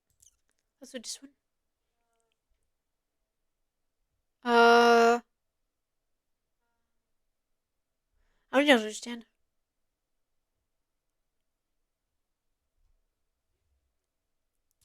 Um,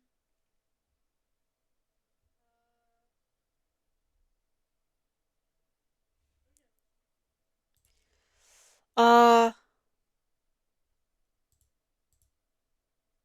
where may I go with this one?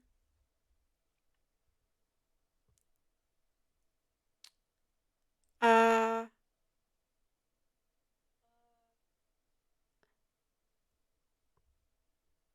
I don't know.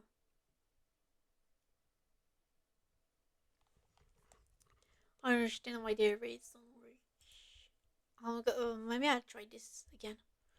Where's my stream manager? Okay.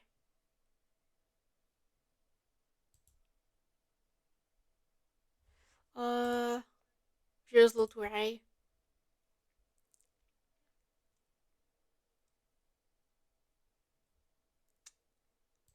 Let's try it again.